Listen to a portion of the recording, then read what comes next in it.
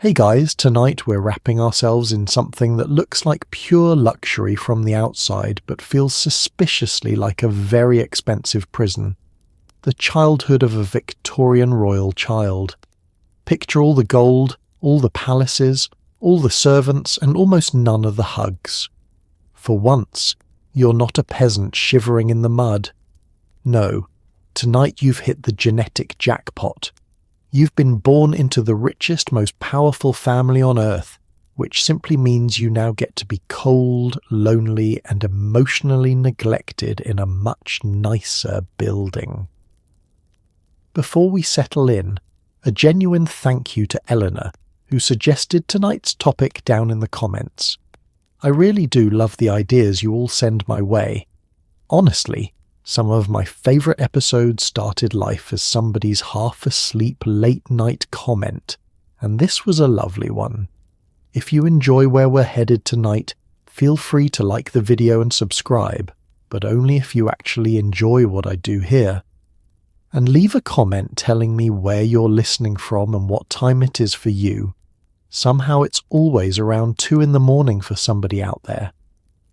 Oh, and the channel is now on Spotify as well, so if you'd rather drift off with just your ears, the link's waiting in the description. And if you'd like a little more, membership's already available on the channel, which gives you access to 8 hours of ad-free video to drift off to uninterrupted whenever you like.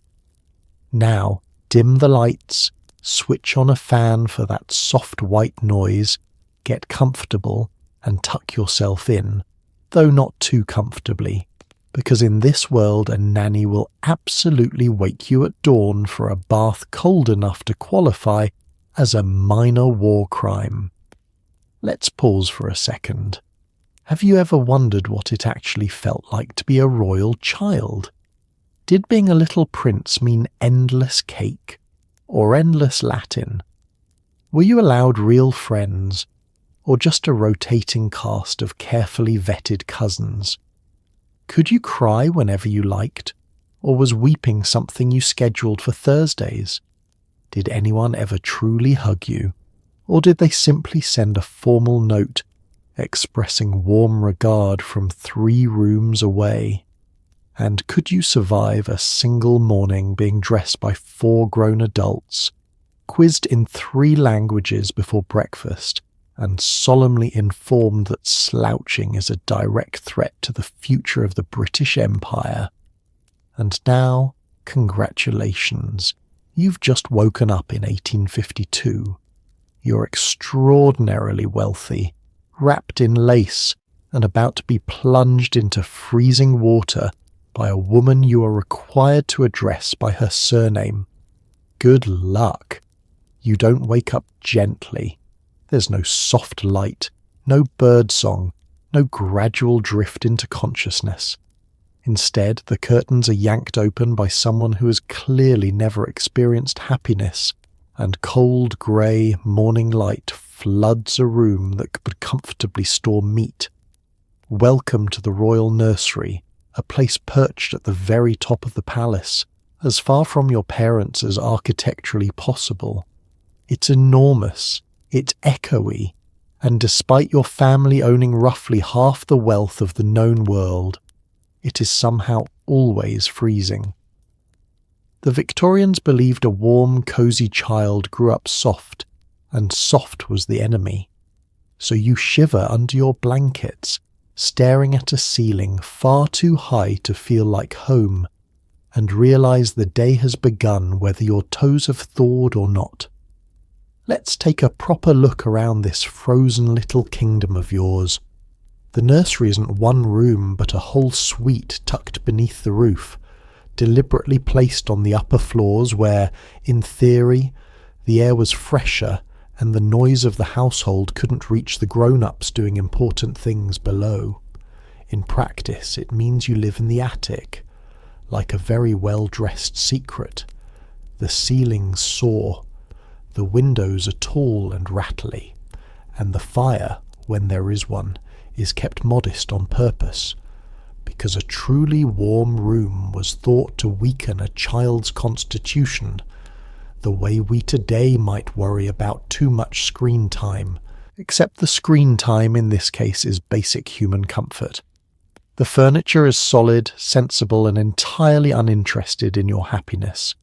There's a rocking horse somewhere, a few improving books, a table for lessons, and a scattering of toys you're mostly not allowed to break. Everything smells faintly of soap, coal smoke, and the particular chill of a room that never quite holds its heat. It's like waking up in a very grand museum that someone has decided you must also sleep in, and the quiet is its own strange thing.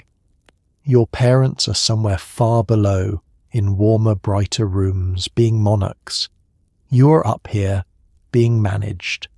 The distance isn't just a matter of staircases, it's the whole philosophy of the age, which held that children should be raised at a tidy remove, seen occasionally, heard rarely, and shaped like clay by professionals. Imagine being born into the most famous family on the planet and spending your mornings in the coldest, highest, loneliest corner of the building. It's the ultimate penthouse, if the penthouse came with frostbite and a strict moral agenda. Your nurse rises before you, of course. By the time you blink awake, the day's machinery is already turning. Water being fetched, clothes being laid out, the timetable ticking forward with all the warmth of a train schedule. There's comfort in the routine, in its way. You always know what's coming, even if what's coming is rarely pleasant. And there's a nurse nearby who genuinely cares for you, which counts for a great deal when your actual parents require an appointment. So you peel yourself out of bed, breath fogging faintly in the air, and plant your bare feet on a floor cold enough to lodge a formal protest. Somewhere below you, the empire your family runs is stirring awake. But up here, your first great challenge of the day is simply surviving the temperature, and it's about to get worse because the next thing on the schedule involves water and not the warm kind. Congratulations, you're royalty. You're also freezing. Let's talk about your morning bath, because it is not the gentle, bubbly affair you might imagine. It is a punishment disguised as hygiene. The Victorians, and your parents in particular, were absolutely convinced that cold water built character, discipline, and moral fibre, which is a poetic way of saying you're about to be lowered into a tub of water that was recently in spirit ice.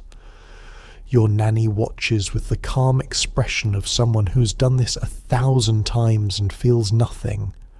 You gasp, you flail, your entire body files a formal complaint, but there's no escaping it. In this household, a hot bath is for the weak, and weakness apparently is how empires fall. Here's the thinking, such as it was. Cold bathing was believed to harden the body against illness, brace the nerves, and instill a kind of moral toughness that would one day be very useful for ruling nations. Warm, luxurious soaking, by contrast, was viewed with deep suspicion, the sort of indulgence that softened a person from the inside out. It's a bit like a modern parent insisting the cold plunge builds resilience, except you're perhaps 6 years old, you did not choose this, and there is no cosy sauna waiting afterward to make it all worthwhile. The water itself has usually been carried up by servants, which means that by the time it reaches your frozen attic, whatever mild warmth it once possessed has long since surrendered. You're helped in, or occasionally lowered in with the ceremony of a tiny ship being launched, and then comes the shock, that full-body jolt where every nerve you own wakes up at once and demands to know what it did to deserve this. Your breath catches, your skin goes tight. For a brief, vivid moment you understand exactly how a bag of frozen peas feels about its life choices. Your nurse, meanwhile, is unmoved.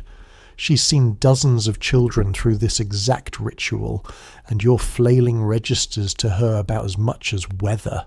She scrubs briskly, efficiently, with soap that has no interest in being gentle, working through your hair and behind your ears while you sit there radiating quiet betrayal. There's no lingering, at least, which is the one small mercy. The whole business is meant to be short, sharp, and bracing, not pleasant. Pleasant was never the goal. Pleasant, in fact, was the enemy. And you can't even complain, not really. Complaining is unbecoming. A royal child is meant to endure discomfort with dignity, to accept that this is simply how things are done, the way you might accept that the sky is up and turnips are inevitable. So you swallow the gasp, grit your small teeth, and remind yourself that somewhere, in warmer rooms, adults are doing this on purpose to you and calling it love. By the end, you're clean, shivering and pink as a boiled shrimp, wrapped in a towel and briskly dried before you can drip on anything grand. You've survived. Your moral fibre is presumably thriving, and the strangest part is that you'll do it all again tomorrow and the day after, until cold water simply becomes the temperature of mornings, a small daily hardship you stop questioning entirely. It's the Empire's idea of a spa day. You would like to speak to a manager. There is no manager. There's only the towel, the timetable, and the dawning realization that being dressed is somehow going to take even longer than the bath. Getting dressed sounds simple. It is not. In the ordinary world, a child pulls on whatever's nearest and stumbles toward breakfast. But you are royalty, so getting dressed is a full ceremony, requiring multiple adults, a great deal of fabric, and the patience of a saint you do not possess. There are layers upon layers, undergarments, petticoats or little trousers, stiff outer clothes, buttons that number in the dozens, and if you're a small girl, possibly a set of stays to keep your posture regal from a truly upsetting age. You stand there, arms out like a tiny scarecrow, being buttoned and tugged and smoothed by hands that are not your own. By the time you're finished, you're beautifully dressed, mildly suffocated and already exhausted. Let's go through the archaeology of it, layer by layer, because there are a great many. First comes the linen next to your skin, the underclothes meant to soak up sweat and keep the finer garments clean, since the finer garments are absolutely not being washed as often as you'd hope. Then the middle layers, the petticoats and slips and small structured pieces that give everything its proper shape. Then the outer clothes, the ones the world actually sees, stiff and formal and covered in fastenings that seem designed by someone who hated children specifically. It's less like getting dressed and more like being upholstered. And the buttons, the buttons.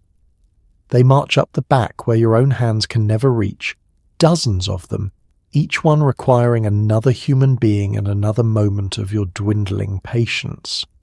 This is entirely by design. Clothing that you cannot possibly put on yourself is clothing that announces your status because it proves you have people to do it for you. A child who can dress alone is a child who doesn't matter very much. You, unfortunately, matter enormously, which is why it takes a small committee just to get you downstairs. If you're a little girl, there's an extra indignity waiting. The early introduction of stays, those stiffened undergarments meant to train your posture into something upright and graceful, and appropriately royal. They're not the brutal corsetry of a grown woman, but they're firm reminders, from a tender age, that your body is a project to be shaped rather than a thing to simply live in. Comfort, you'll notice a recurring theme here, was never really on the menu. You're being built, not accommodated. Throughout all of this, you must stand still. Arms out, chin up, no wriggling, while the adults work around you with the focused calm of people assembling something valuable and slightly fragile. Fidget too much and you'll earn a sharp word. Slouch and you'll be corrected before you've even left the room. The whole process is a lesson dressed up as a routine, teaching you patience, stillness, and the deep understanding that your appearance is a duty long before it is ever a pleasure. And here's the quietly absurd part. By the time you're finally fully assembled, buttoned and smoothed and inspected, you're already tired, and the day hasn't even properly started. You haven't learned anything, played anything, or eaten anything. You've simply been put together like a very small, very well-dressed monument. Modern children roll out of bed and into the world in under a minute. You require a team, a schedule, and the better part of your remaining will to live. But at last you're presentable, which means you've earned a reward. Except the reward, as we're about to discover, is porridge. Now here's something that would baffle any modern child. To see your parents, you often need an appointment. Your mother and father don't live down the hall in the cosy family sense. They live in a separate, grander world of state papers, ministers and duties, and you are brought to visit them at set times, scrubbed and polished and warned to behave. You're marched down long corridors by a nanny, rehearsing your bow or curtsy, praying you don't sneeze at the wrong moment. And when you finally see your mother, the most powerful woman on earth, the meeting is often brief, formal, and observed. Affection exists, but it's rationed, scheduled, and delivered with the warmth of a well-run institution. Understand, this isn't necessarily because your parents don't love you. It's that love, in this world, operates on a timetable. Your mother is running an empire, and your father is busy improving absolutely everything he touches with the relentless energy of a man who has never once relaxed. There simply isn't room in their day for the messy, spontaneous cuddling that ordinary families take for granted. Instead, there are appointed visits, little windows carved into the schedule where you are produced, admired, and then quietly removed again, like a treasured object taken out on special occasions. So the visit itself becomes a performance. Before you go, you're inspected head to toe, your hair smoothed, your clothes straightened, your manners rehearsed one final time. You practice the correct greeting, the proper bow or curtsy, the phrases you're meant to say. It's a bit like preparing for a job interview, except the employer is your own mother, and the position you're applying for is being her child. You want to make a good impression, because impressions, you've already learned, are everything. Then the long walk. The corridors of a palace are not short, and every step echoes as your nurse leads you toward the grand rooms below, past portraits of ancestors who all seem to be judging your posture. Your small heart thuds. You go over the greeting in your head. You desperately hope you don't do anything childish, like trip or giggle or express a genuine unfiltered emotion, any of which might disappoint. The pressure of being adorable on command is a heavy thing to carry on such little legs, and when you finally arrive, the meeting is rarely the warm reunion your heart is quietly hoping for. Your mother is glad to see you, in her way, but she's also observing you, assessing your progress, checking that you're being raised correctly. Others may be present. The mood is affectionate but formal, tender but supervised. You might be asked about your lessons, shown off to a visitor, gently corrected if you slip. Real warmth flickers through, genuinely, but it's wrapped in ceremony, like a hug delivered through several layers of protocol. Then, all too soon, the visit ends. You're returned upstairs to the nursery, to the people who actually spend their days with you, and the great cold distance between you and your parents settles back into place. It's a strange way to love and be loved, at arm's length, by appointment, across a gap of staircases and duty. You learn to treasure those brief meetings precisely because they're brief. And you learn, without anyone ever quite saying it, that in this family closeness is a luxury even monarchs must ration. Now, though, it's time for the reward you were promised for all that polish and poise. Breakfast.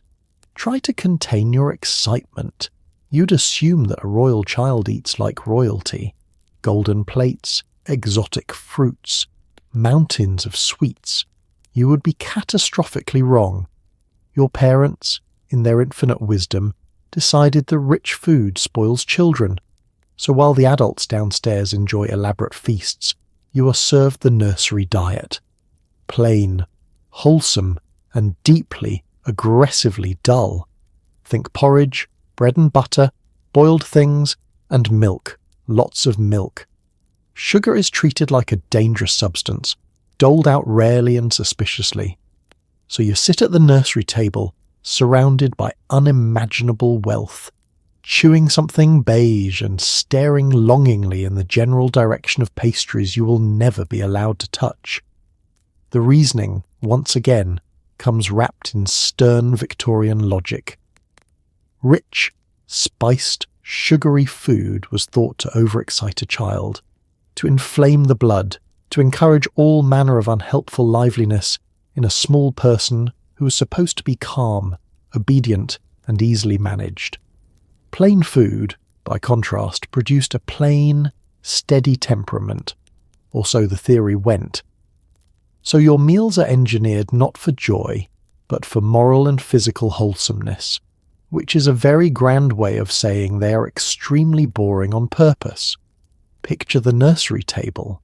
There's porridge, of course, that dependable beige cornerstone of the whole regime, occasionally enlivened by milk, and, on a truly wild day, the faintest whisper of something sweet. There's bread and butter cut into sensible pieces. There are boiled eggs, plain puddings, stewed fruits stripped of any excitement, and vegetables cooked into gentle submission. It's nourishing. It's balanced. It is the culinary equivalent of a polite, firm handshake, and it never, ever surprises you. Meanwhile, and this is the cruel part, you're perfectly aware that elsewhere in the same building, magnificent food exists. The adults dine on elaborate courses, delicate pastries, rich sauces, glittering desserts wheeled out on silver. You've caught glimpses. You've smelled things drifting up from below that your porridge could never dream of being. And yet none of it is for you. Not yet. You live in a palace overflowing with the finest food money can command, and you are handed a bowl of the plainest possible fare, with the quiet expectation that you'll be grateful for it. Sugar in particular is treated almost like a controlled substance, rationed out in tiny suspicious amounts, if at all. Sweets are a rare treat rather than a daily rite, and they come with the unspoken message that too much pleasure is somehow dangerous.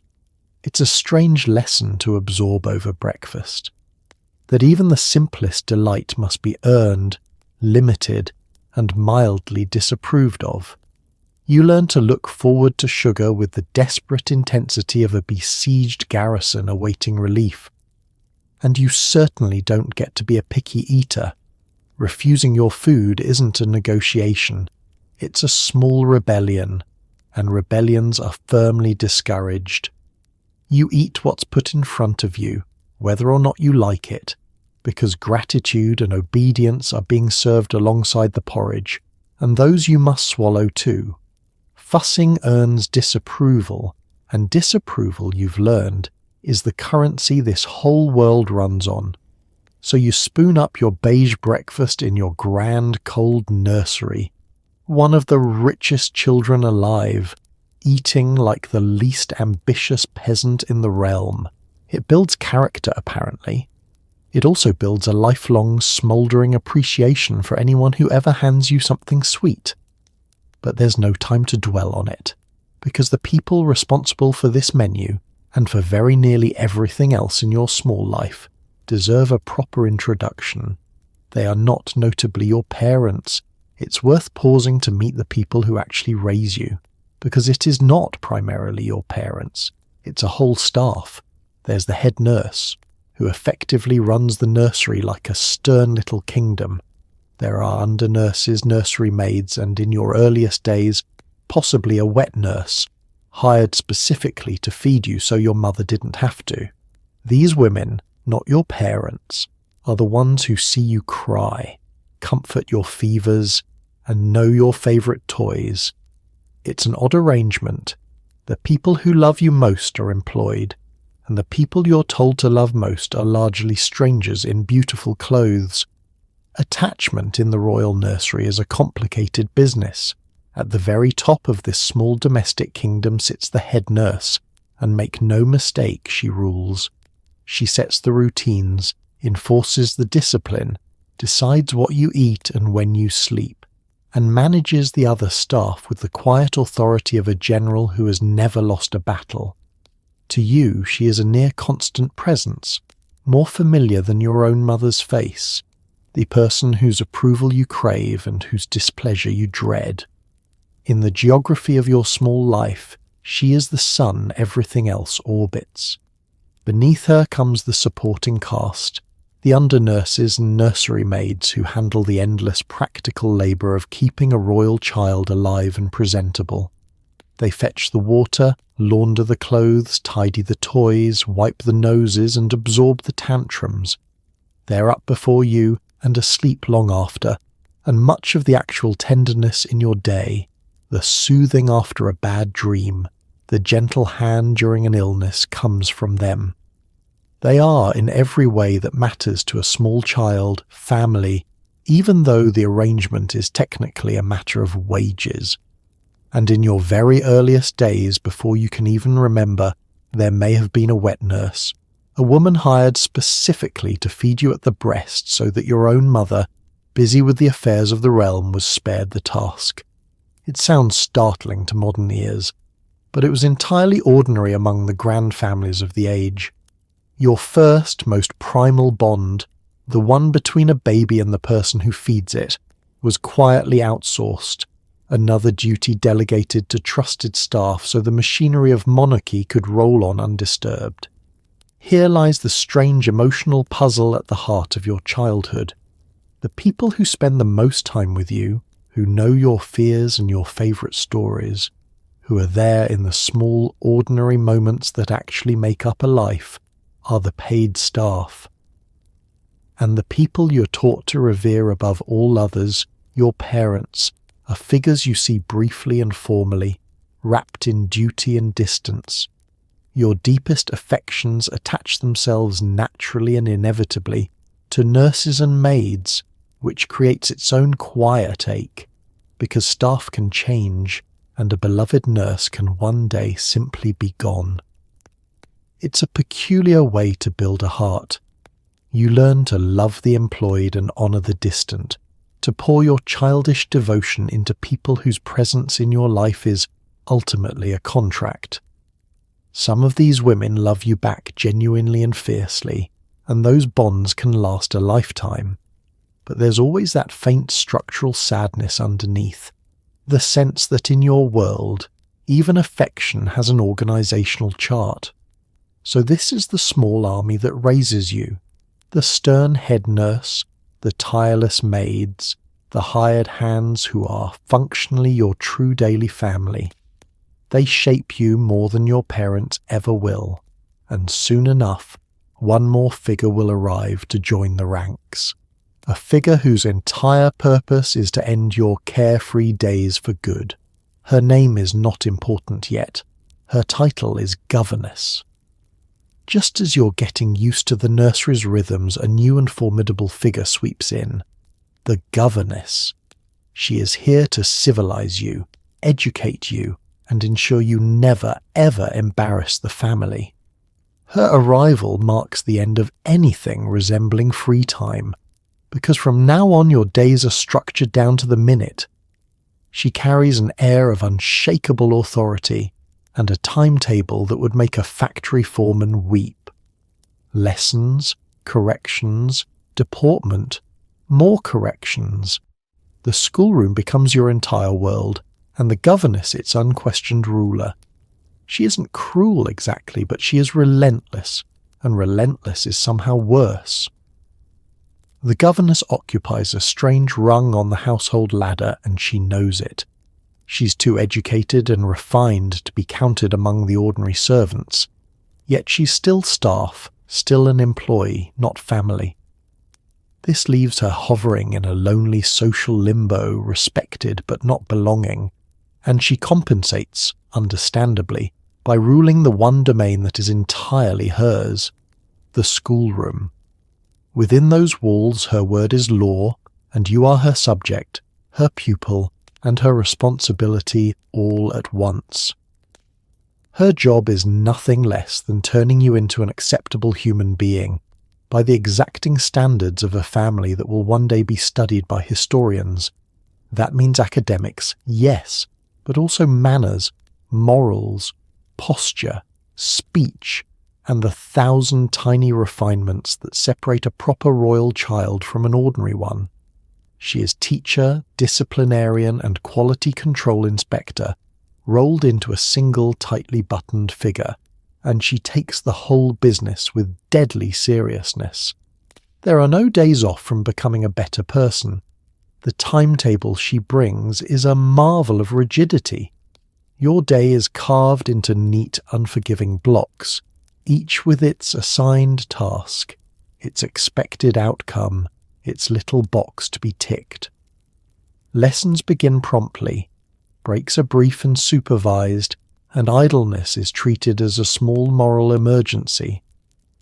Where an ordinary child might drift through an afternoon following their curiosity, you march through yours according to a plan drawn up by adults who believe sincerely that a well-scheduled child becomes a well-ordered adult.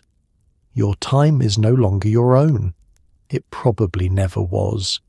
And then there are the corrections, that steady drizzle of small adjustments that follows you through every waking hour. Sit up straighter. Don't mumble. Try again, more carefully this time. The governess notices everything, every dropped stitch of behaviour, every lazy vowel, every slouch of the spine, and she addresses it, gently but constantly, until self-correction becomes a reflex you carry for life.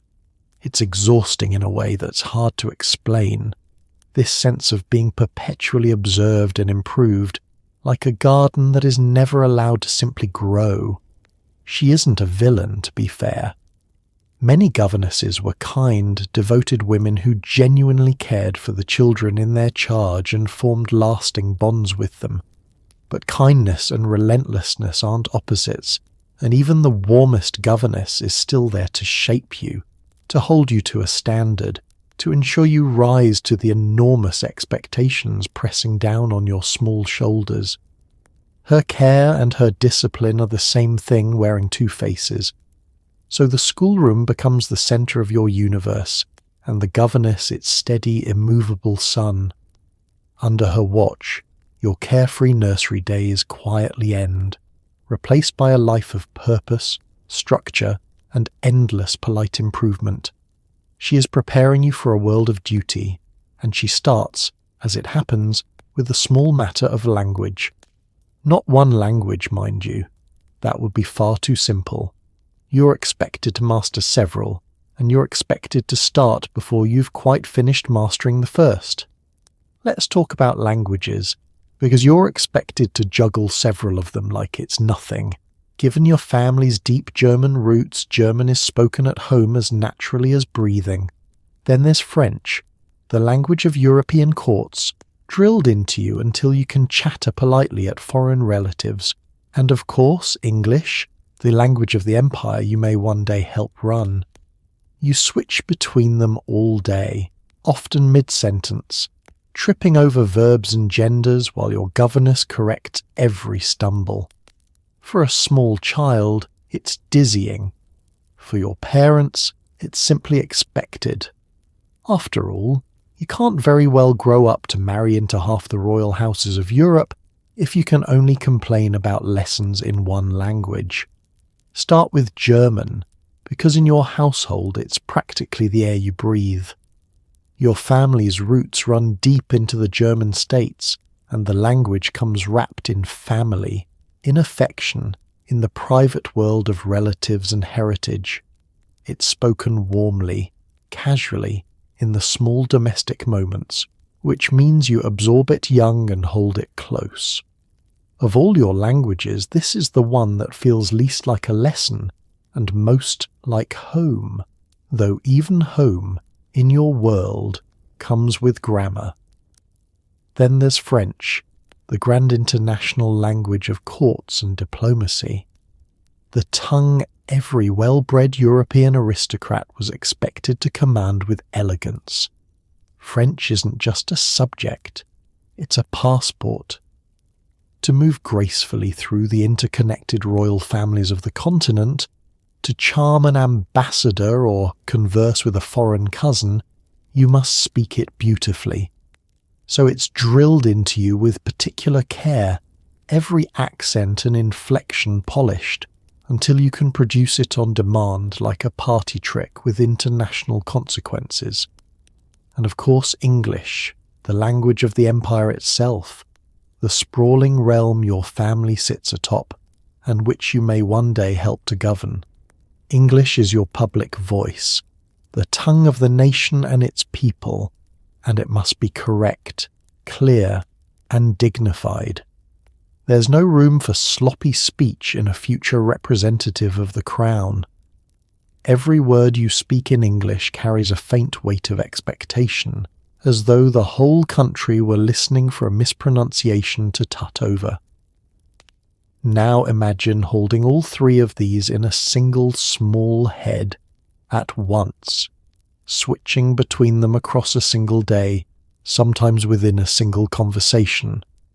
One moment you're reciting something in French, the next answering a question in English, the next slipping into German with a relative, your little mind sprinting between vocabularies and grammars while your governess stands ready to pounce on every slip.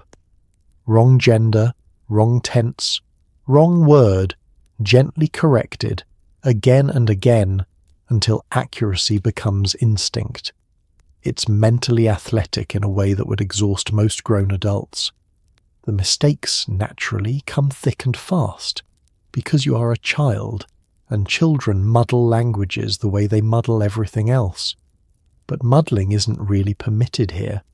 Each stumble is caught, each error smoothed away, the correction delivered with that patient, unrelenting firmness that defines your whole education. There's no shrugging it off, no laughing at the mix-up. Precision is the goal, and precision is pursued without mercy, one polite correction at a time. To your parents, none of this is remarkable. It's simply the baseline, the bare minimum for a child of your standing. Multilingualism isn't an impressive achievement to be praised.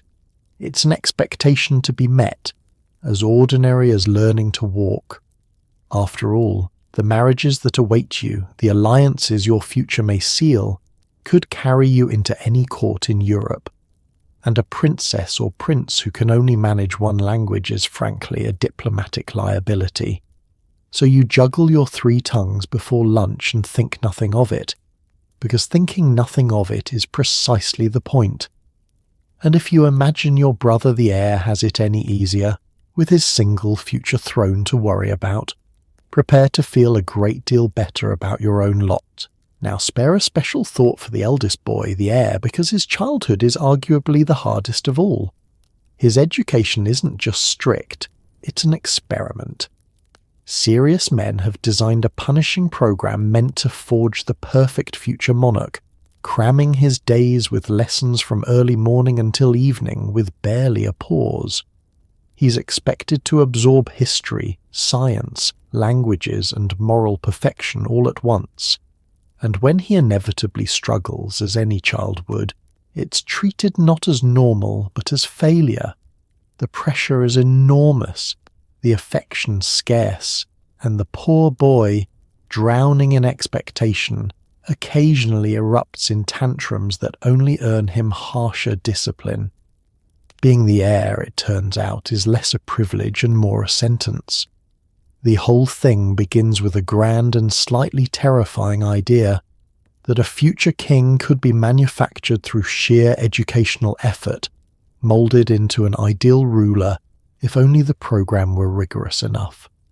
So earnest advisors and tutors sat down and engineered a system of study, so demanding it makes an ordinary schoolroom look like a holiday. Every hour accounted for, every subject stacked upon the next, all aimed at producing a paragon of wisdom, virtue, and self-control. The child at the centre of this magnificent scheme was, unfortunately, still just a child. His days stretch long and merciless. Lessons pile up from the early morning through to the evening, one after another, with scarcely a gap to breathe or play, or simply be small. History, mathematics, science, languages, religion, morality, all crammed in with relentless density, as though the future of the realm depended on filling every waking minute with instruction. There's little of the free, unstructured time that lets a young mind rest and wander. The heir's childhood is a full working day, and then some, with the added pressure of knowing that failure is not an option. And struggle he does, because of course he does. No child could meet such impossible standards. But here's the cruelty. When the little prince falters, when he can't grasp a lesson or loses focus or simply reaches the limit of what a small tired brain can hold, it isn't received with patience or understanding. It's treated as a shortcoming, a disappointment, evidence that he isn't measuring up to the towering role fate has assigned him. The very normal limitations of childhood become, in his case, a kind of failure to be corrected and drilled away. The emotional cost is steep. Buried under expectation, starved of easy affection, and constantly reminded of the enormous destiny hanging over him, the boy sometimes cracks. Frustration boils over into tantrums and outbursts, the desperate protests of a child pushed far beyond what any child should bear.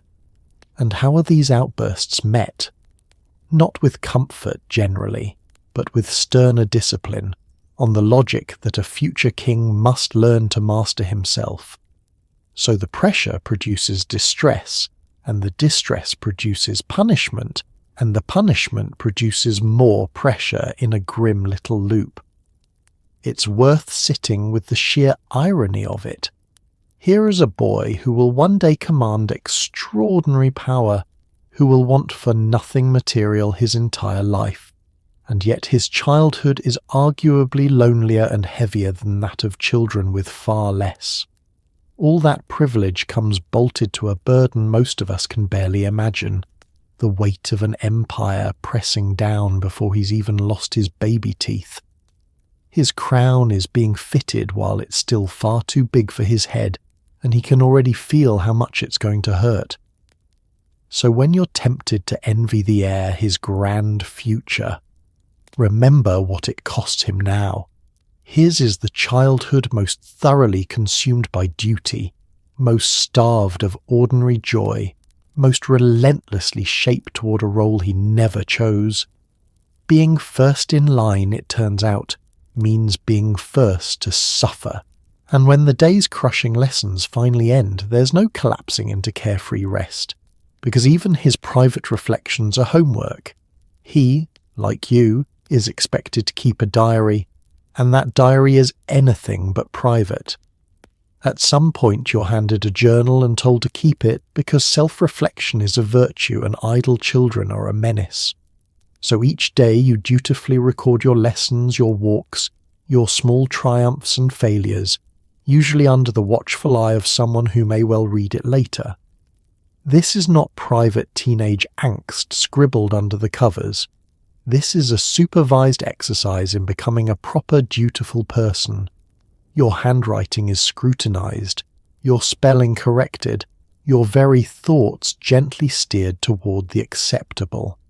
It's a bit like being told to keep a diary and then being reminded that the diary is technically homework and possibly evidence.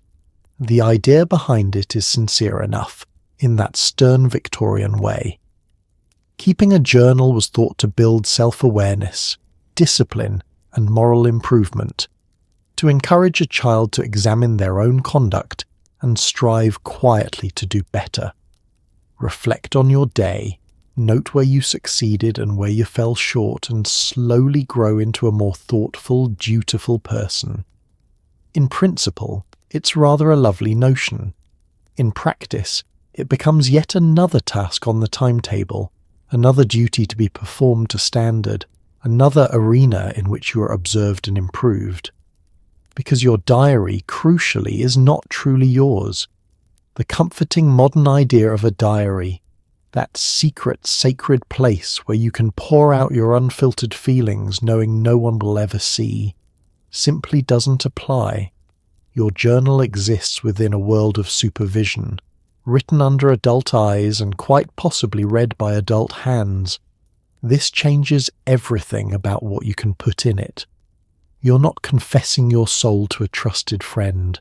You're composing a document that others may inspect, which is a very different act indeed.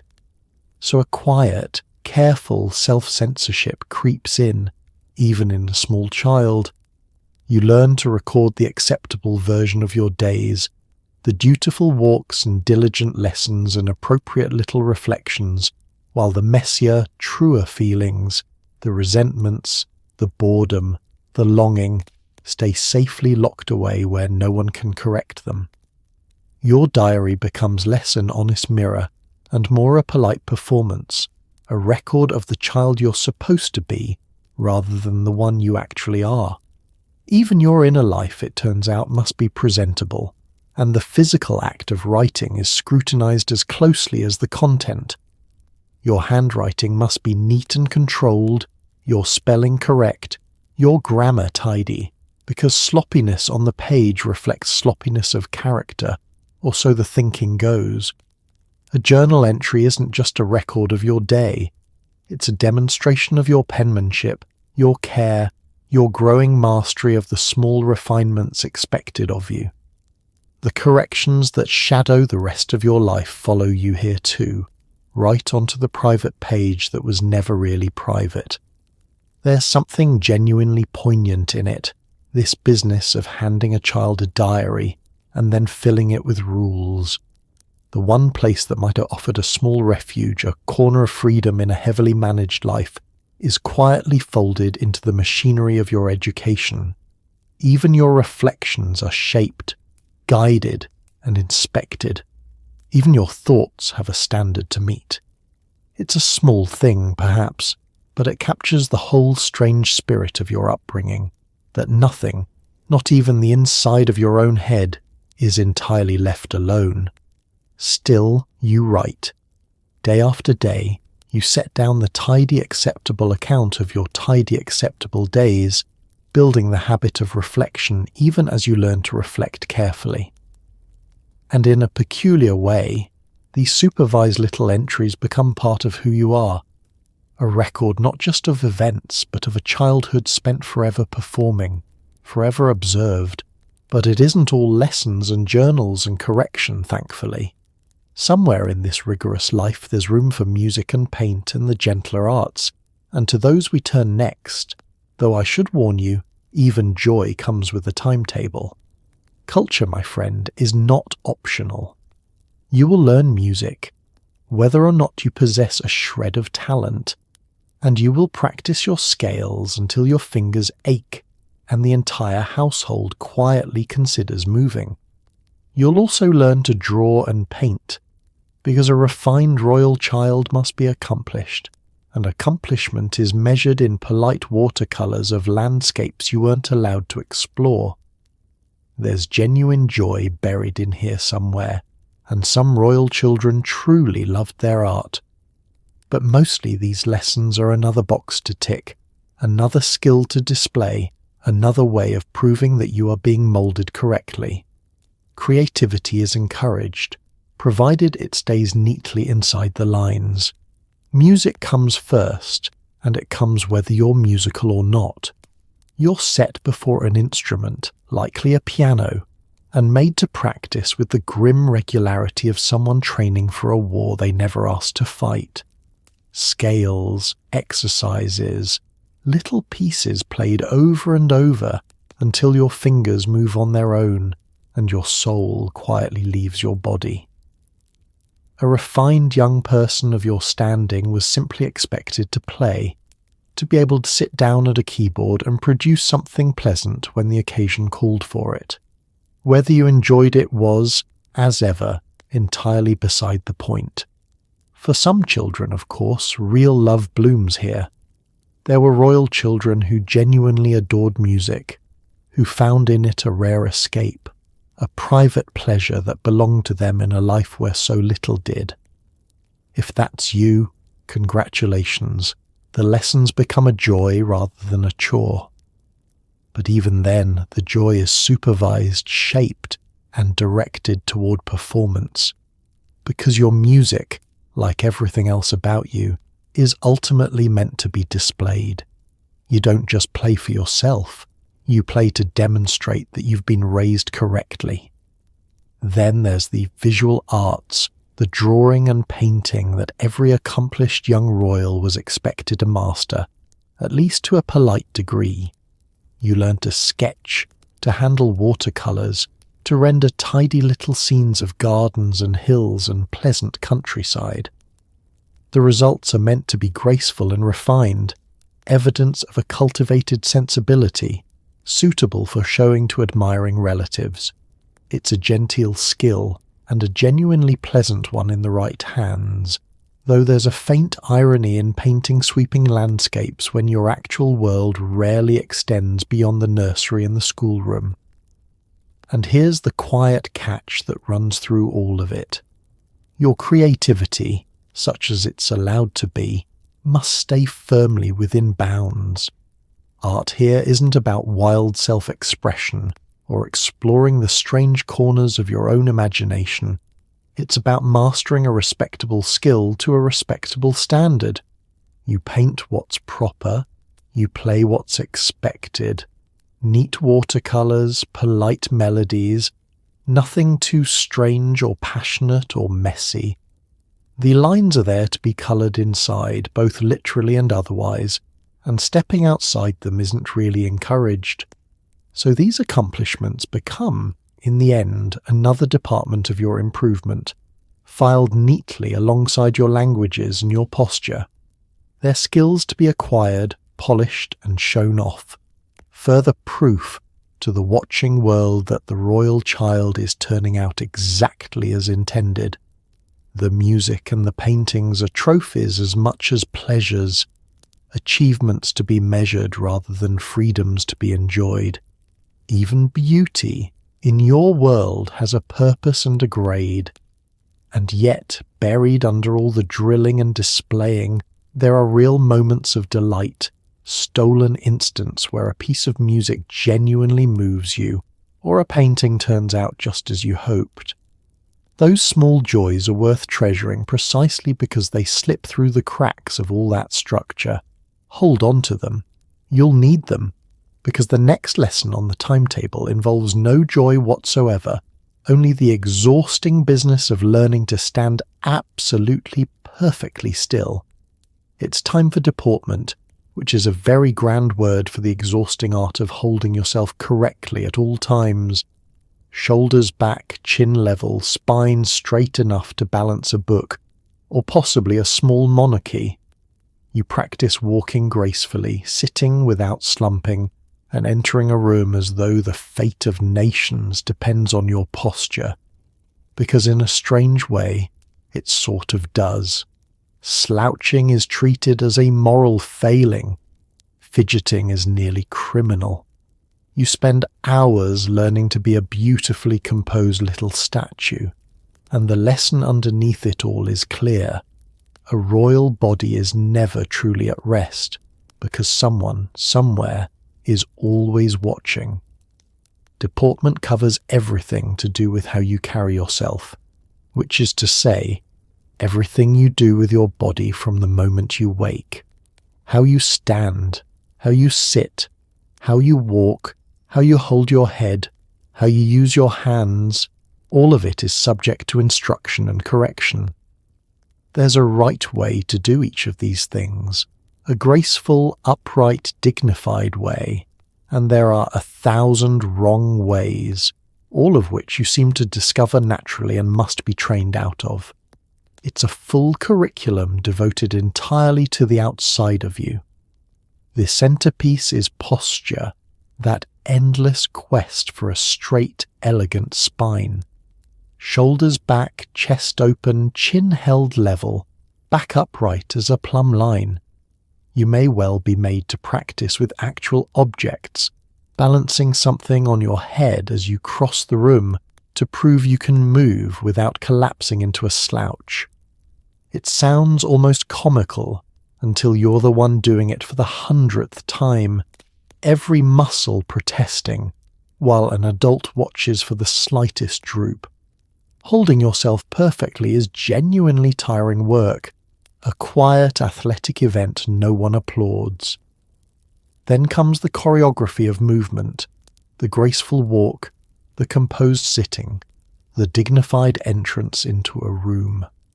You learn to glide rather than stomp, to lower yourself into a chair without flopping, to arrive somewhere with poise rather than the ordinary clatter of a child. Entering a room becomes a small performance, because a royal child is often being observed the instant they appear, and first impressions, you've long since learned, are everything. Even the simple act of crossing a threshold carries weight when you represent a family the whole world watches. The moral weight loaded onto all this is genuinely striking. Slouching isn't just untidy, it's practically a character flaw, a sign of laziness or weakness or insufficient self-discipline. Fidgeting, squirming, restless little movements, all the perfectly natural motions of a child's body, are treated as small failures to be suppressed. Your physical self-control becomes a measure of your inner worth, so that sitting still and straight isn't merely polite but virtuous. To fail at posture is, somehow, to fail as a person. And it eats hours. Real, considerable stretches of your day are given over to this business of learning to be composed, to holding yourself correctly until correctness becomes automatic. You practice being a statue, a beautiful, dignified, motionless statue, until the stillness stops feeling like effort and starts feeling like simply how one exists.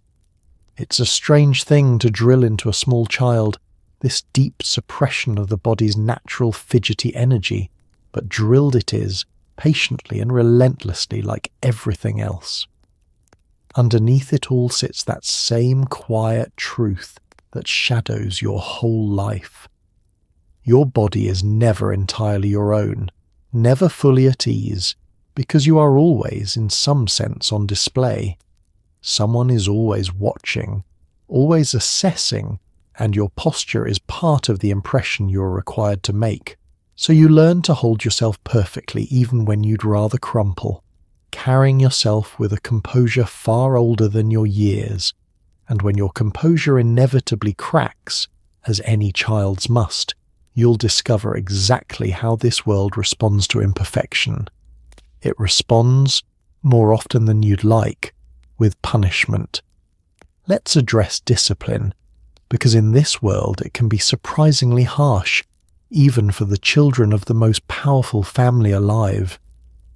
Misbehavior isn't shrugged off with a stern word and a time-out.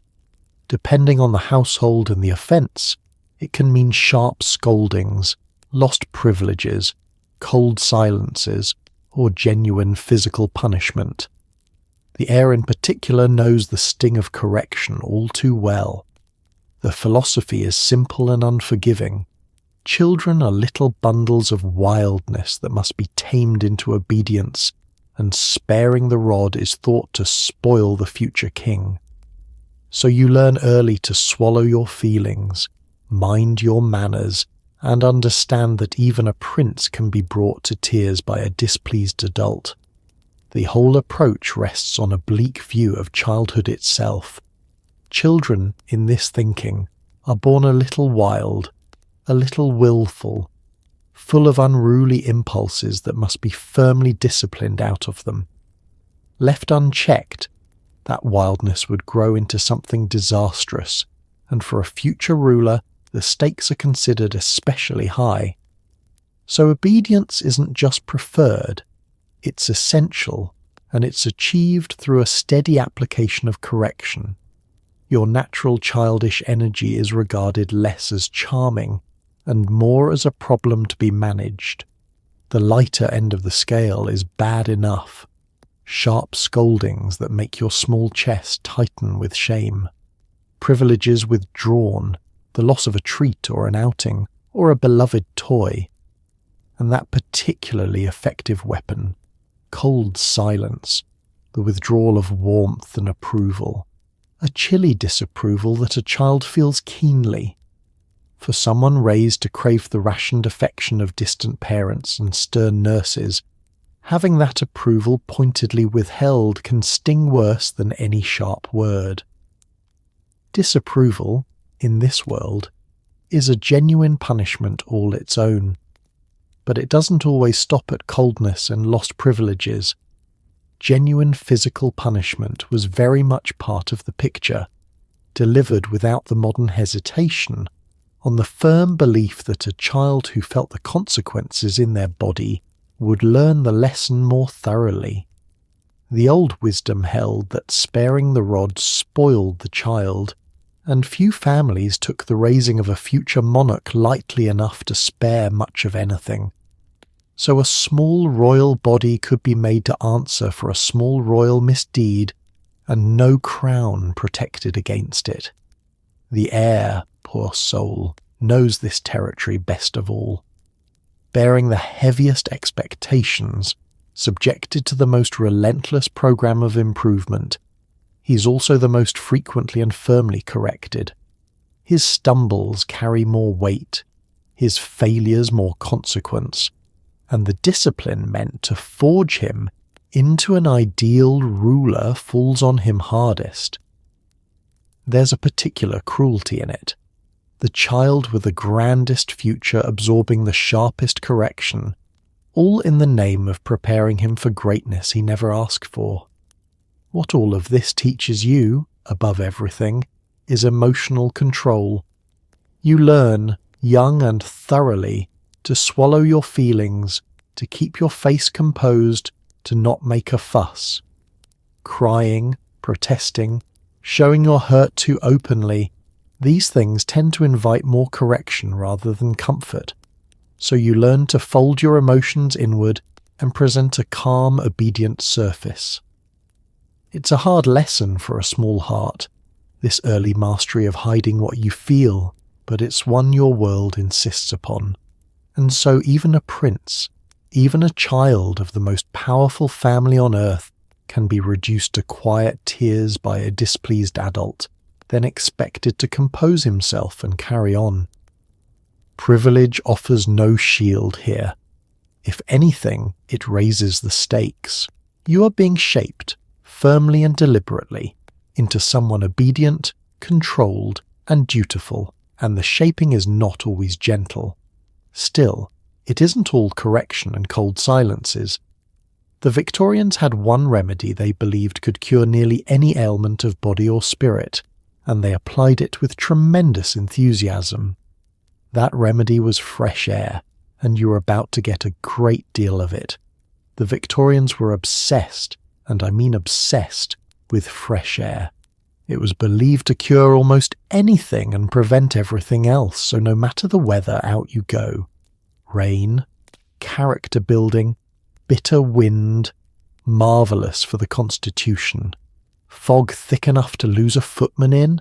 Simply bundle up and march onward. You're taken on long daily walks through the gardens, cheeks going pink, nose going numb, while an adult strides ahead insisting this is wonderful for you. There's no negotiating.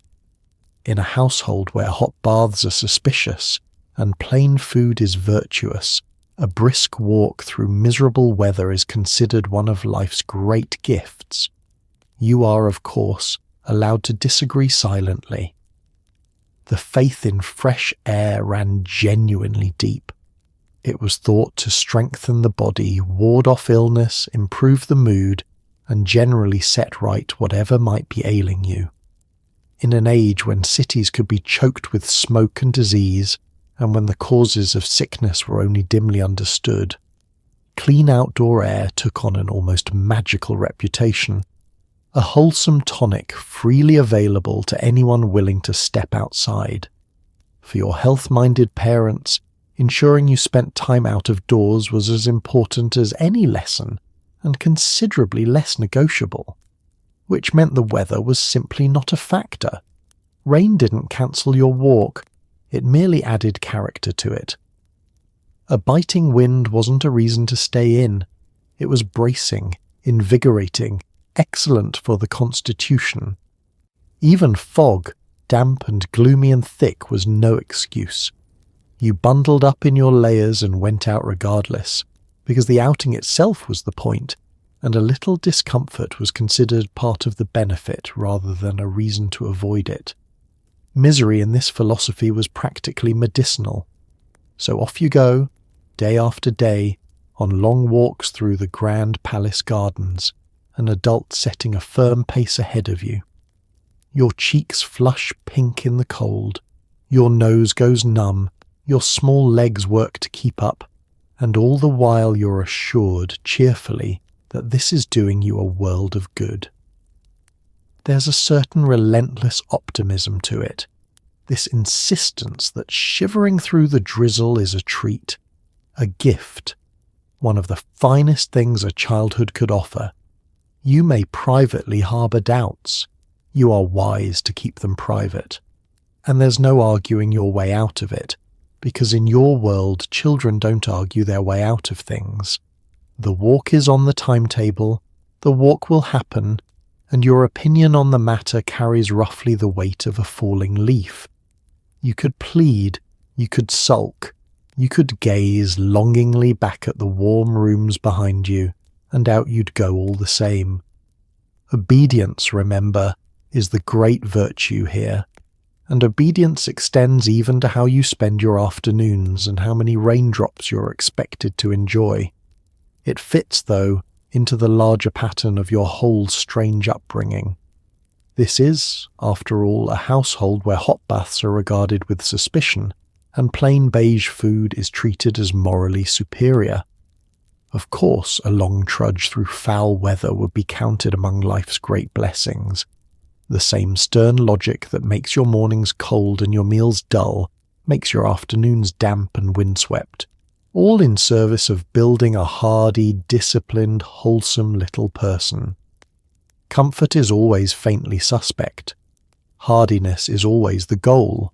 So you learn to accept the daily march, cheeks pink, nose numb, silently disagreeing while outwardly compliant as children in your position always are. And in fairness, some of these walks are genuinely lovely, the gardens beautiful, the air truly fresh, a rare chance to move and breathe and be a body in the world. But fresh air alone wasn't thought sufficient to toughen a royal child properly. For that, you needed something more strenuous, more deliberate, more thoroughly designed to build strength and discipline together.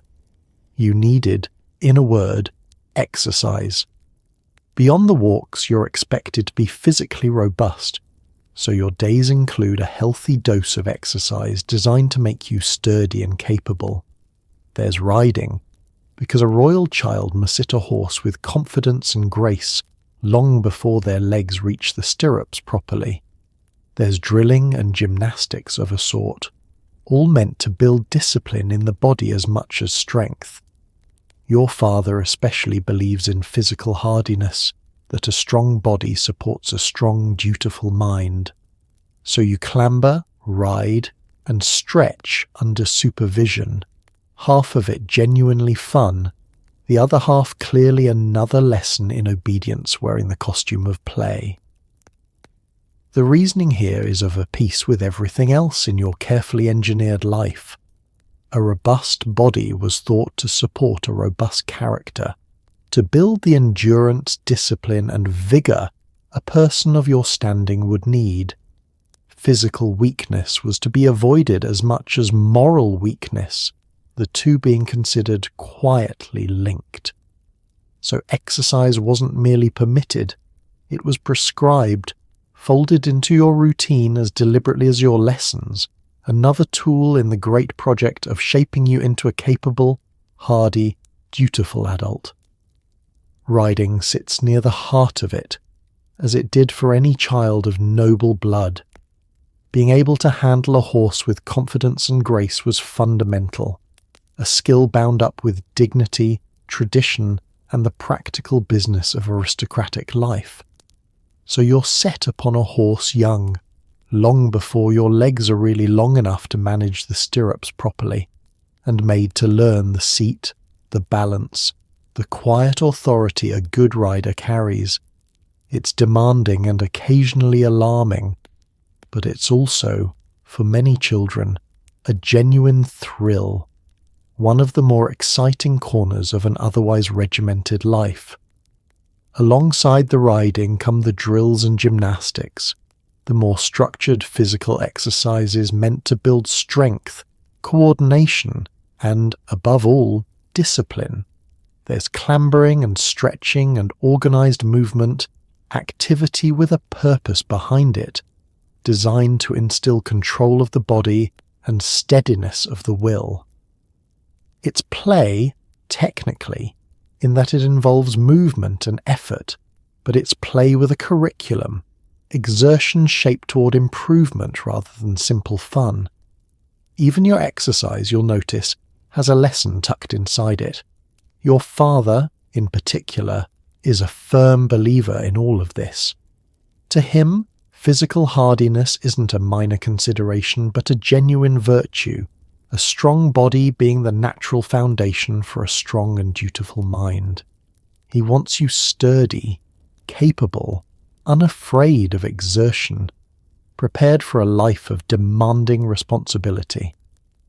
So the emphasis on exercise carries his personal conviction behind it, a paternal insistence that toughness of body and toughness of character grow together, and that a child softened by ease would be a child poorly prepared for the burdens ahead.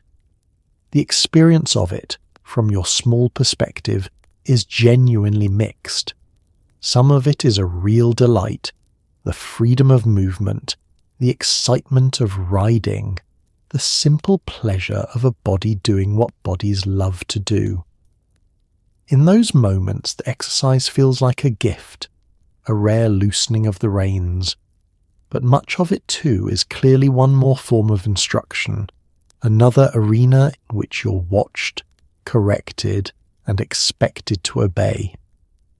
The line between play and lesson blurs until you can't always tell which you're doing, only that someone is supervising either way. So you ride and clamber and stretch your way toward the robust hardiness your family prizes, half enjoying it, half enduring it, as you enjoy and endure so much of your curious life. It builds you up, this physical regimen, in body and in discipline both, exactly as intended. And it raises a natural question, one you might be aching to ask by now. In a childhood so thoroughly scheduled and supervised, is there any room left for real play at all? The answer is yes, technically. But you may find that word, technically, doing an enormous amount of work. You do get to play, technically. But royal play is a carefully managed affair, observed and gently corrected like everything else. There's no wandering off to cause happy chaos with the neighbourhood children, because there are no neighbourhood children, only your siblings and the occasional pre-approved companion. Your games are watched, your roughhousing is limited, and even your fun is subtly shaped towards something improving. It's a bit like being told to relax while someone stands nearby with a clipboard. The joy is real when it comes, stolen moments of genuine childhood delight, but it always exists inside invisible fences, and you learn without being told exactly where those fences are. The word technically deserves attention, because it defines the whole business. Yes, play exists in your life. You're not simply drilled from dawn to dusk with no respite whatsoever. But the play you're allowed bears little resemblance to the wild, spontaneous, gloriously messy play of an ordinary child. It's managed play, supervised play, play that happens within boundaries and under watchful eyes. The freedom that most children take for granted, the freedom to simply run off and invent chaos, is precisely the part you don't get. Start with a matter of playmates, or the lack of them.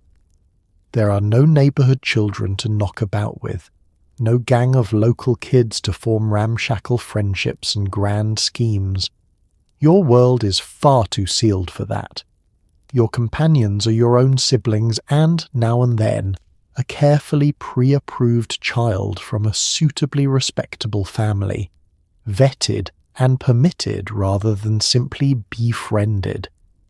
The whole cheerful randomness of ordinary childhood friendship, the meeting of whoever happens to be around, is entirely absent from your life.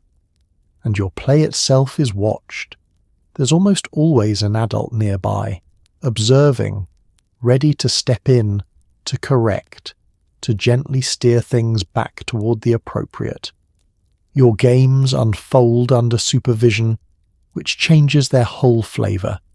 Rough and tumble play, the tumbling shouting, slightly dangerous joy that children naturally gravitate toward, is limited and moderated, kept within safe and dignified bounds.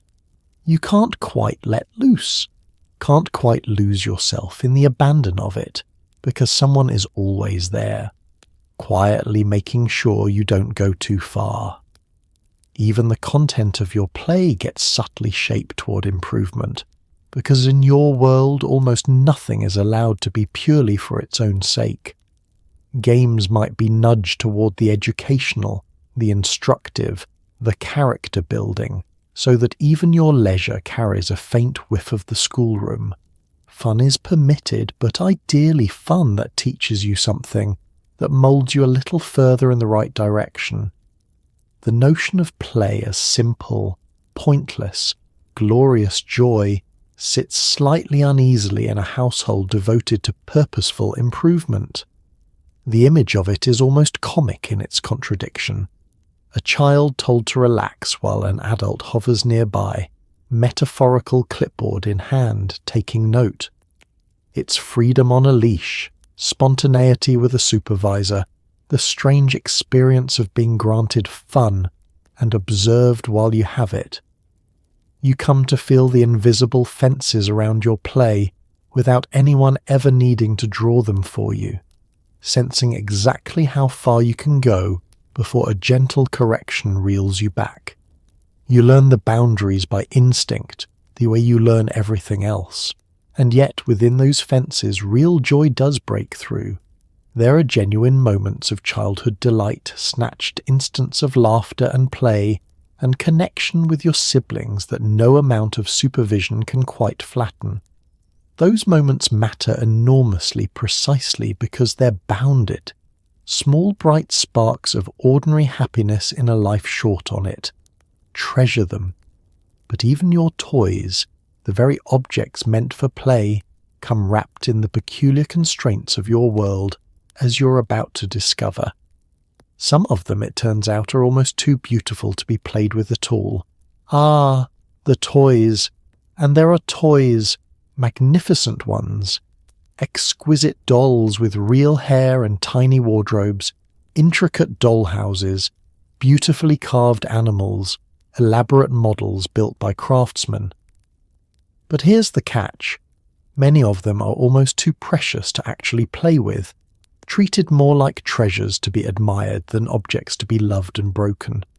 Some are educational, designed to teach you geography or history while pretending to be fun. Others are gifts from foreign dignitaries, which means they're really diplomatic objects wearing the disguise of a toy. So you have a room full of wonders, half of which you can't touch properly, which is its own peculiar kind of childhood cruelty. The abundance is real, to be fair. Your toys are extraordinary, the finest that craftsmanship and wealth could produce.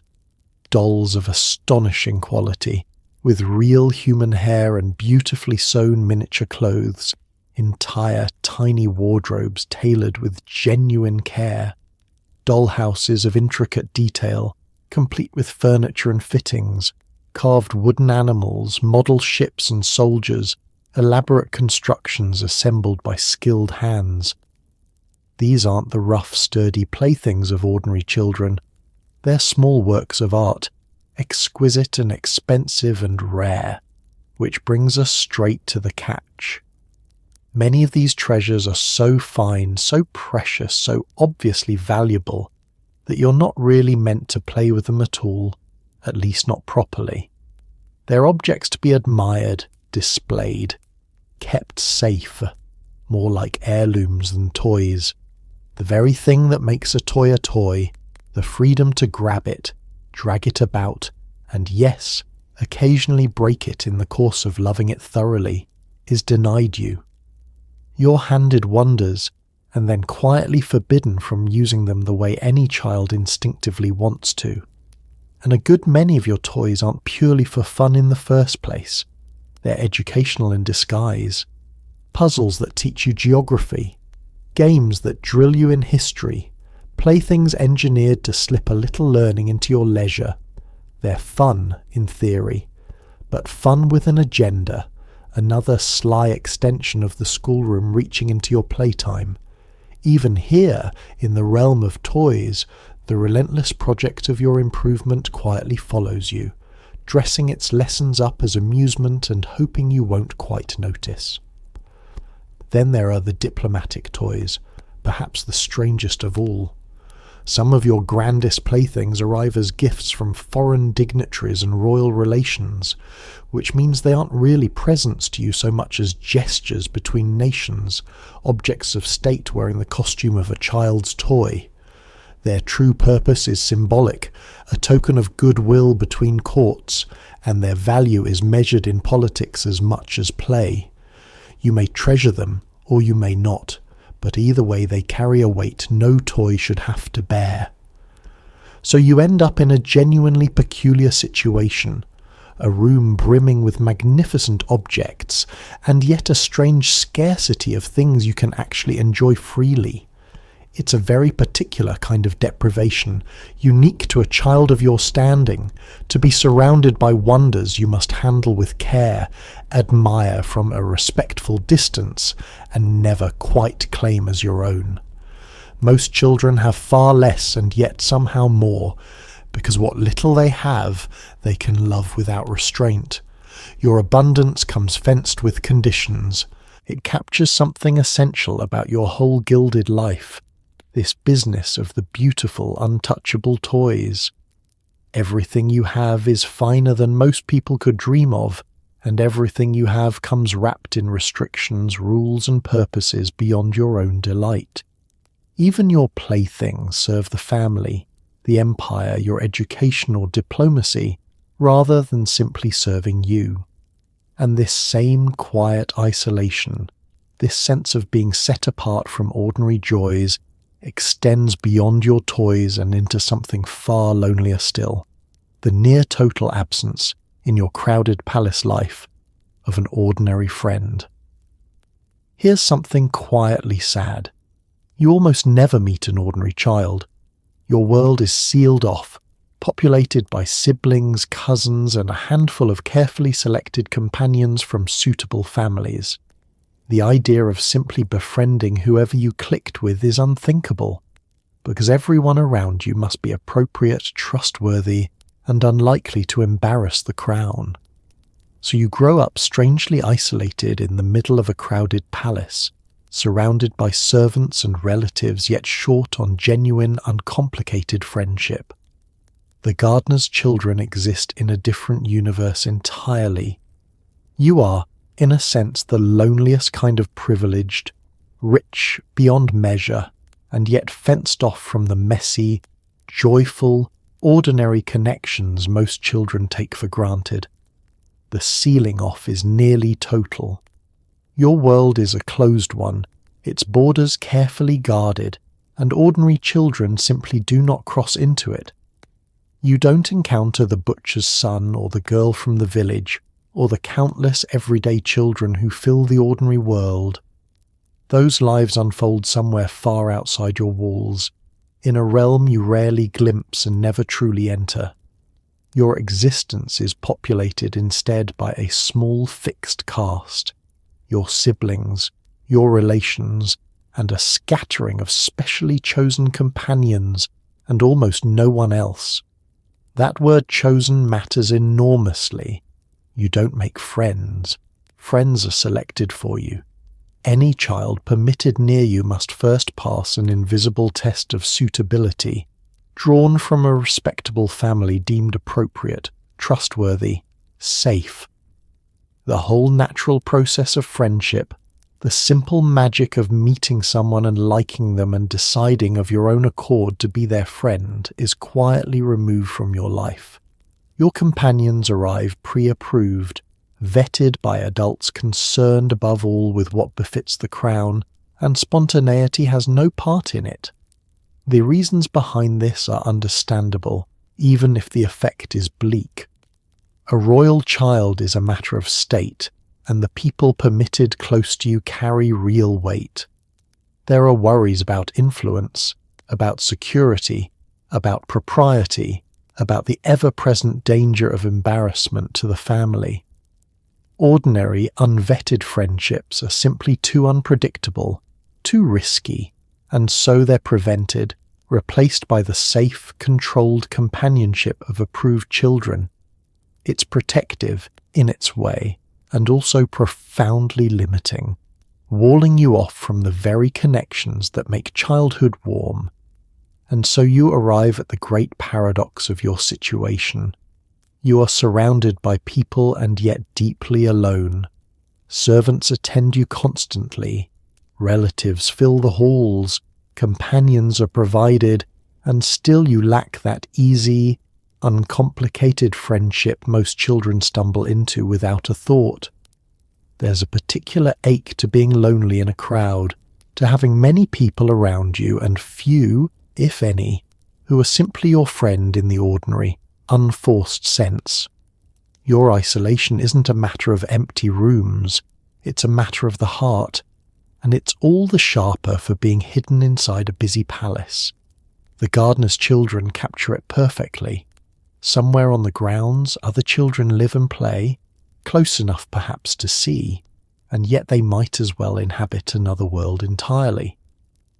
The gulf between you and them is uncrossable, fixed by rank and rule, and the notion of simply going to play with them is unthinkable. So near and so utterly separate, they're a small daily reminder of the ordinary childhood connections that your extraordinary life places forever out of reach. It's a strange, quiet sorrow, this loneliness wrapped in privilege. You have wealth beyond imagining, comfort, status, every material thing a child could want, and yet you're fenced off from the messy, joyful, ordinary friendships that cost nothing and mean everything. You are, in a sense, the loneliest sort of fortunate, and this theme of being set apart, of your life bending always toward propriety and control, reaches even into something as basic as the clothes on your back, where the rules governing your small body turn out to be genuinely, memorably strange.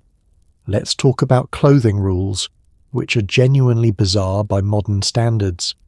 If you're a very young boy, you'll spend your earliest years wearing dresses and skirts just like your sisters until you reach the age of breeching, that momentous day when you're finally allowed into proper trousers like a tiny gentleman. Until then, from a distance, the nursery looks like it's entirely full of little girls, and if you are a girl, you'll be introduced to structured, restrictive garments early, all in service of a graceful, upright figure. Comfort is simply not the point. Presentation is everything, and your body is expected to conform to it from the moment you can stand. Start with the little boys, because their situation is the most startling to modern eyes. For their earliest years, small boys were dressed in gowns and skirts, essentially identical to what their sisters wore, with no real distinction between them. Practical reasons underpinned this: ease of dressing, ease of managing a very small child, the simple convenience of not fussing with trousers on someone barely walking. But the effect was that boys and girls alike passed their first years in dresses, and the nursery, viewed from any distance, appeared to be populated entirely by little girls. Then came breeching, and what a moment it was. This was the day a young boy was at last put into proper trousers, marking his graduation out of infancy and into something more like boyhood. It was a genuine milestone, a small ceremony of growing up, the point at which a child began to be dressed and treated as a little gentleman rather than an undifferentiated tot. For the boy himself, it meant a new status, a new identity, a visible sign that he was leaving babyhood behind. Trousers, in this world, were an achievement. For the girls, meanwhile, the clothing rules ran in a different but no less demanding direction. Girls were introduced early to structured, restrictive garments. The stiffened underthings meant to mould the body toward a graceful, upright figure from a tender age.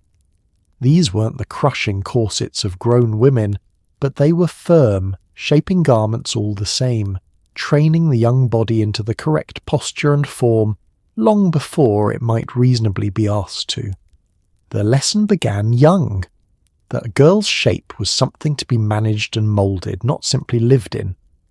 The thread running through all of it, for boys and girls alike, is that comfort was never remotely the point. The purpose of clothing wasn't to let a child move freely, play easily, or feel at ease. It was to make them presentable, proper, and correct, according to the elaborate conventions of the age. Whether it was a small boy in his gown or a small girl in her stays, the garment served appearance and propriety first, and the wearer's comfort a distant afterthought, if it registered at all. You were dressed for the eyes of others, not for your own ease.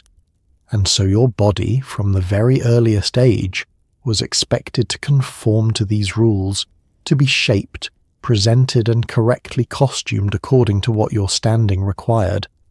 There was no notion that a child might simply wear something soft and easy and get on with the business of being a child.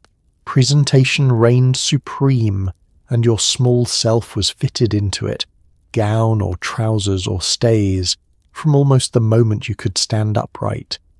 Even your clothing was a duty, a performance, a matter of doing things properly. Viewed from today, it all seems wonderfully strange, this world of boys in dresses and girls in stiffened stays, of solemn ceremonies over a first pair of trousers. But it fits perfectly into the larger pattern of your life, where nearly everything, right down to the fabric against your skin, bends toward propriety, presentation, and control. Your appearance was never merely your own affair. It was part of the impression your family made upon the world. And keeping that appearance immaculate, it turns out, was not a matter of clothing alone. It was a full-time, tirelessly enforced occupation all its own. beyond the dreaded morning plunge, staying clean is a serious, ongoing operation. You're scrubbed, brushed, combed, and inspected regularly, because a royal child must be immaculate at all times in case anyone important, or indeed anyone at all, happens to see you. Hair is a particular battleground, tugged and arranged into acceptable order while you wince. Your hands, your nails, your clothes, all subject to constant checking. Hygiene here isn't just about health, it's about presentation, discipline, and the endless unspoken awareness that you represent the family. So you endure the brushing and the scrubbing, learning young that looking perfect is not a luxury but a duty, and duties are not to be questioned. The cold morning bath, dreadful as it is, turns out to be only the opening act. Cleanliness in your life is not a single event but a continuous campaign, a steady rhythm of washing, scrubbing, brushing, combing and inspecting that runs through your days without pause. Being clean once won't do. You must be kept clean, maintained in a state of constant readiness, your grooming attended to again and again. It's less like a chore you complete, and more like a condition you're perpetually held in, immaculate on a schedule. The reason, as ever, reaches beyond mere health. A royal child must be presentable at all times, always ready to be seen, because you never quite know when someone important might appear, a visiting dignitary, a relative, a member of the public granted a glimpse. And in truth, it's not only the important people, it's the ever-present awareness that you might be observed by anyone at all, and that any observation reflects upon your family.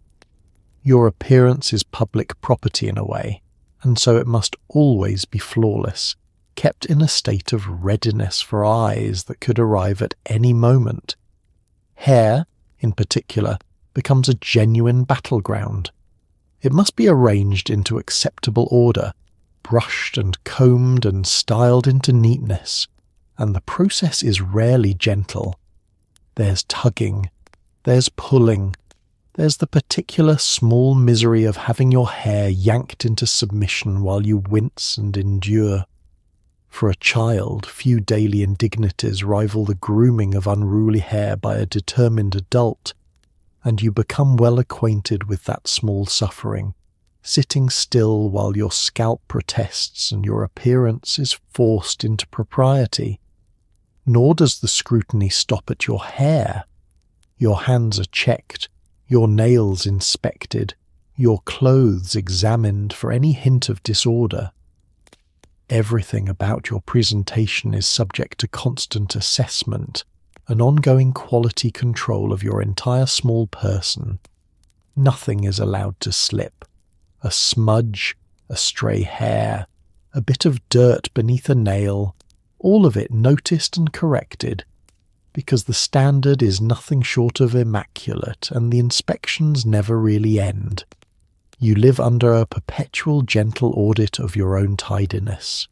Underneath it all lies that familiar truth, the one that shadows every corner of your upbringing. Hygiene here isn't simply about staying healthy, it's about presentation, discipline, and the unspoken, ever-present knowledge that you represent something far larger than yourself. Every scrub and brush and inspection carries the weight of the family behind it. The sense that your clean face and tidy hair are a small daily service to the crown. Cleanliness becomes a form of duty, and your body a thing to be maintained to the standard your position demands. So you endure it. The endless scrubbing and brushing and combing and checking, learning young and thoroughly that looking perfect is not an indulgence but an obligation. And obligations in your world are simply not questioned. They're accepted, absorbed, made part of the fabric of who you are. You come to understand, without anyone spelling it out, that your appearance belongs partly to others, and that keeping it flawless is one more way of being the child your family requires. But even the most immaculate child cannot always stay well, and no amount of scrubbing wards off a fever. Sooner or later, illness comes even for the grandest of children, and when it does, you discover the hard limits of what all your family's wealth and power can actually buy. Even the grandest childhood cannot outrun sickness, and when you fall ill, you discover that money buys you the very best doctors of the age, which is still, alarmingly, the doctors of the age. Medicine has improved, but it remains a rough and often frightening business, full of unpleasant tonics, strict bed rest, and treatments that range from sensible to deeply questionable. Childhood illnesses that a modern family would barely fret over could turn genuinely dangerous. So you lie in your grand bed, tended by anxious adults, dosed with remedies you'd rather not swallow, while everyone hovers with the particular tension of people who know that even royal children are not safe from fevers, and that no crown protects a small body from the fragility of the times. Wealth, it turns out, has real limits here. Your family can summon the finest physicians money can command, the most respected medical minds of the age, and they'll come at once.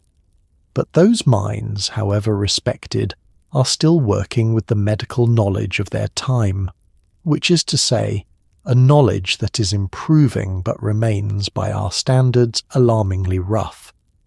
The best care available is still the care of an era that doesn't yet understand a great deal about how the body sickens and heals. Your gold buys you the top of the field, and the top of the field is doing its earnest best in the dark.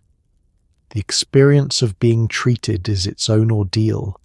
There are tonics to swallow, thick and bitter and unpleasant, medicines that seem designed to punish rather than soothe. There's strict bed rest, long hours of enforced stillness in your grand chilly room. And there are treatments that range, worryingly, from the genuinely sensible to the deeply questionable, remedies born of theories that would later be abandoned entirely. You submit to all of it, of course, because you're a child and children submit, dosed and rested and treated according to whatever wisdom the age currently held. What makes it truly frightening is how much more dangerous illness was then. Sicknesses that a modern family would barely blink at, that we now dispatch with the simple course of treatment, could in your day turn genuinely serious, even deadly. A childhood fever wasn't the minor inconvenience it is now. It was a real threat, a thing to be feared, capable of carrying off even the most cherished and well-tended child. The ordinary illnesses of childhood carried a weight of dread that's hard to fully imagine from the safety of our own time. So the mood around your sickbed is heavy with anxiety. The adults who tend you, nurses, doctors, and yes, in these moments, perhaps your parents drawn close by fear, hover with a particular tension, the strained watchfulness of people who understand exactly how badly things can go. Their worry fills the room. Every symptom is watched, every change noted, every hour endured with quiet fear, because they know that all their care and all their wealth may not be enough. There's a helplessness beneath their attentiveness that a child can feel even without understanding it. And there you lie at the centre of it, small and unwell in your enormous bed, dosed with things you'd rather not swallow, surrounded by frightened adults, absorbing the fear in the air. It's a lonely, unsettling place to be, made lonelier by the grandeur around you, all that wealth and status suddenly revealed as powerless against a simple fever. No crown, you learn, protects a small body from the fragility of the times. It's a sobering truth threaded through your gilded life. that even you, one of the most fortunate children alive, are not safe from the dangers everyone faced. But there was one danger in particular, darker and stranger than any ordinary fever, that haunted certain families like yours especially. A shadow woven silently into the very blood you carried. And that shadow deserves a segment all its own. There's a darker shadow lurking in your family, one whispered about rather than spoken aloud. A mysterious bleeding condition passed silently through the generations. In some of the boys, the smallest injury becomes a terrifying ordeal, a bruise or a knock that simply refuses to stop bleeding, baffling the finest physicians money can summon. No one fully understands it yet, which makes it all the more frightening. Mothers watch their sons with quiet dread, and the whole family carries an unspoken awareness that greatness and fragility are woven together in their very blood. It's a haunting reminder that all the palaces and power in the world cannot buy safety from what you carry inside you. The condition itself is a cruel and puzzling thing. In certain of the boys, the blood simply won't behave as it should. An injury that would be nothing in another child, a small bruise, a minor knock, a cut that ought to close and heal, instead becomes a slow, frightening emergency, the bleeding refusing to stop, the body unable to mend itself the way it's meant to. What should be trivial becomes dangerous, and the ordinary bumps and scrapes of childhood, unavoidable for any active child, turn into sources of real terror. The finest physicians money can summon are called, of course, and they arrive, and they are baffled. This condition sits beyond their understanding, a mystery that their medicine cannot explain or reliably treat.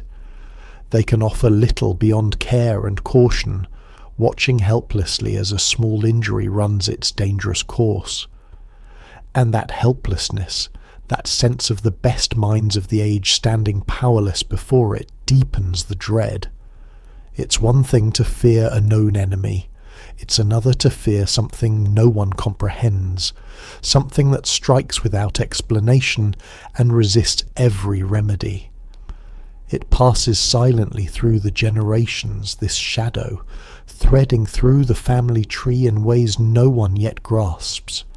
It appears in some and not others, following hidden paths that the science of the day cannot trace. This invisibility is part of its horror, a danger carried unseen in the blood, capable of surfacing in a beloved child without warning. The family knows it's there, somewhere in their lineage, but they cannot see it, predict it, or prevent it. It simply waits, woven into who they are. And so it becomes a thing whispered rather than declared, spoken of in low voices, half hidden, wrapped in unease. Mothers in particular carry the weight of it, watching their sons with a quiet, constant dread, alert to every fall and scrape, knowing that an ordinary childhood accident could turn into a nightmare. There's a special anguish in that watchfulness, in loving a fragile child and being unable to shield him from the danger he carries within his own body. The fear never fully leaves, it just settles into the background of daily life, a permanent shadow over the nursery. The whole family lives with an unspoken awareness that greatness and fragility are bound together in their very blood, that the same lineage carrying crowns and empires also carries this hidden vulnerability. It's a strange and sobering pairing, power and peril intertwined, the grand destiny and the secret weakness passed down side by side. To be born into this family is to inherit both, the extraordinary privilege and the quiet, haunting risk, neither of which can be separated from the other. And here, perhaps most powerfully of all, the great truth of your gilded life comes clear. All the palaces, all the wealth, all the power in the world cannot buy safety from what you carry inside you. This is the ultimate limit of privilege, the one thing status cannot touch. Your blood is your blood, crown or no crown. It's a humbling thought to carry into sleep that the mightiest family on earth was, in the end, as vulnerable as anyone to the mysteries hidden within. But life goes on, even under such shadows, and as you grow, new challenges arrive, including the daily, grinding trial of learning to dine like a proper royal adult. As you grow, you graduate from the nursery table toward more formal dining, and here you meet the full, crushing weight of table manners. Every utensil has a purpose, every gesture a rule, and a single mistake can earn you a sharp look that lands like a slap. You sit up straight, you don't speak unless invited, you handle your cutlery with precision, and you certainly never, ever show that you're actually hungry. Meals become performances, tests of self-control disguised as family time. The food may be finer now, but you're often too busy following 100 invisible rules to enjoy a single bite. Dining in your world is not nourishment, it's an examination. The graduation itself marks a real shift. Leaving behind the plain nursery table and its beige porridge, you move toward the grander, more formal dining of the adult world, and with it comes a whole new and daunting set of expectations. This isn't simply a matter of better food, it's an entrance into a rigidly codified ritual, a performance governed by countless rules you must now master. What was once a simple, if dull, matter of being fed becomes an elaborate test of your training and self-command. The rules themselves are dizzying in their intricacy. Every utensil has its proper purpose and its proper use, a specific fork for a specific course, a correct way to hold each piece, a precise manner of handling everything before you. Every gesture is governed, every movement subject to convention. There's a right way to do absolutely everything at that table, and a great many wrong ways, and you're expected to navigate them all flawlessly. It's an entire silent language of forks and postures, and you must become fluent. And the enforcement is sharp. A single slip, a wrong fork, a clumsy gesture, a lapse in form can earn you a look so sharp it lands like a physical blow. In a world where disapproval is a genuine punishment, that cold, correcting glance carries real sting, a wordless rebuke that makes your small stomach tighten. You learn to dread those looks, to watch for them, to feel them even before they land, and so you move through each meal with careful, anxious precision, desperate not to invite one. There are strict rules of conduct beyond the cutlery too. You sit up straight, always. You don't speak unless you're invited to, holding your tongue through long stretches of adult conversation. And above all, you never, ever betray that you're actually hungry. Never show eagerness or appetite or any of the natural, undignified enthusiasm a child might feel toward food. Hunger, that most basic of feelings, must be concealed behind perfect composure, because appetite is unseemly, and self-control is everything. You eat as though eating were beneath you. So meals become performances, elaborate exercises in self-mastery, dressed up as family occasions. The whole affair is really a test, an ongoing examination of your discipline and refinement, conducted at the dinner table night after night. The pleasant idea of a meal as a warm, relaxed gathering has no place here. Instead, there's tension, scrutiny, and the constant pressure to perform correctly. Even sharing food, that most human and comforting of acts, is transformed into a trial of your training. And here lies the small, sharp irony of it. The food, at last, is genuinely fine, far better than the plain nursery fare of your earlier years, and yet you can barely enjoy it. So consumed are you with following the 100 invisible rules pressing in on every bite. Dining, in your world, isn't nourishment or pleasure. It's an examination, and you are always being graded. It's exhausting in the particular way that all your life is exhausting, this endless performance of propriety. And there was one day each week when the performance of duty reached its solemn, hushed peak, when even the ordinary distractions of childhood were set firmly aside. That day was Sunday.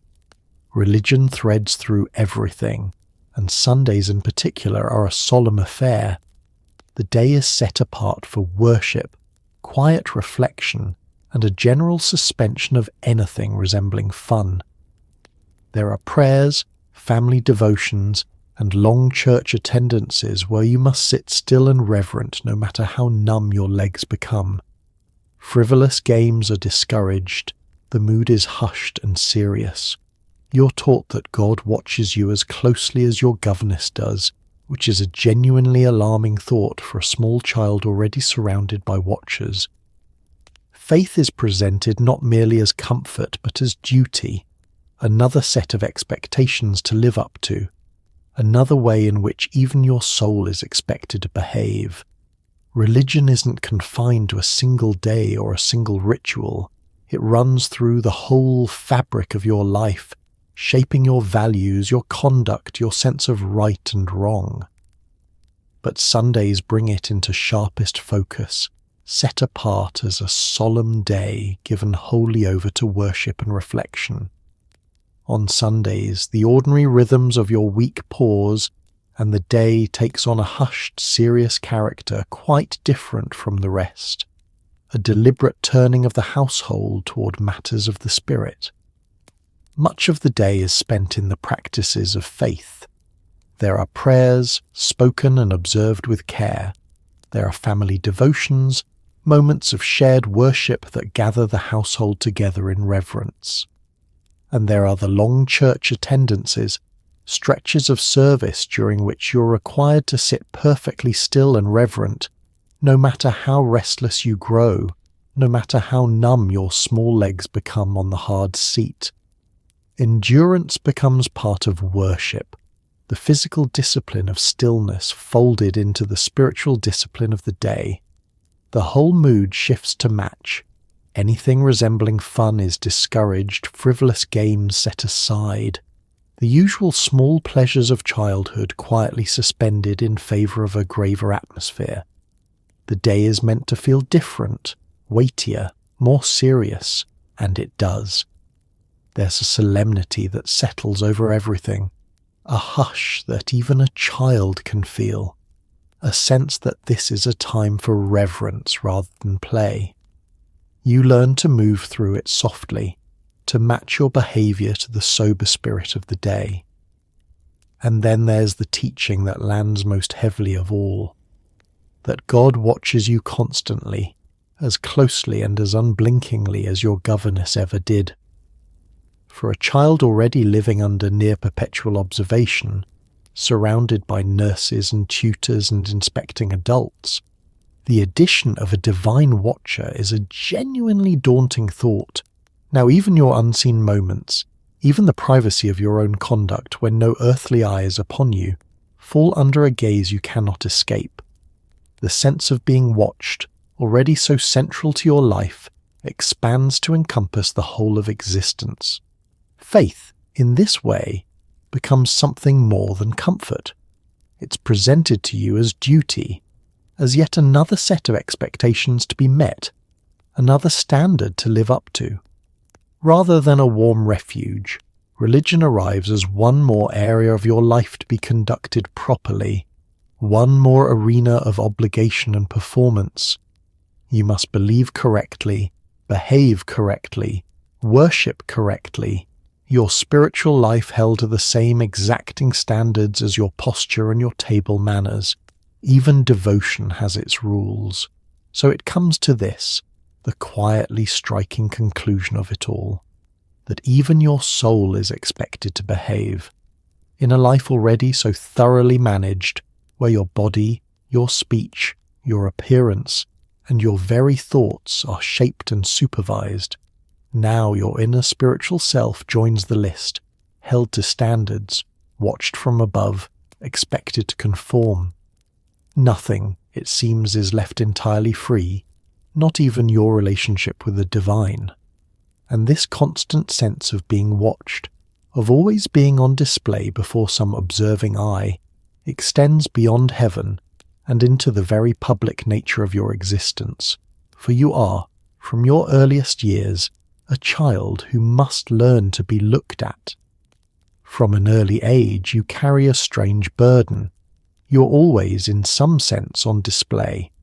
You appear at family gatherings, you're presented to important visitors, you're occasionally shown to the public, and every single time you must perform. Smile correctly, bow or curtsy without a wobble, say the right thing, or better yet, say nothing at all with great poise. You learn that your face, your posture, your behaviour, all belong not just to you but to the family and the nation. It's an exhausting awareness for a child, this constant sense of being watched and judged. You aren't simply living your life, you're representing something far larger than yourself, whether you understand it or not.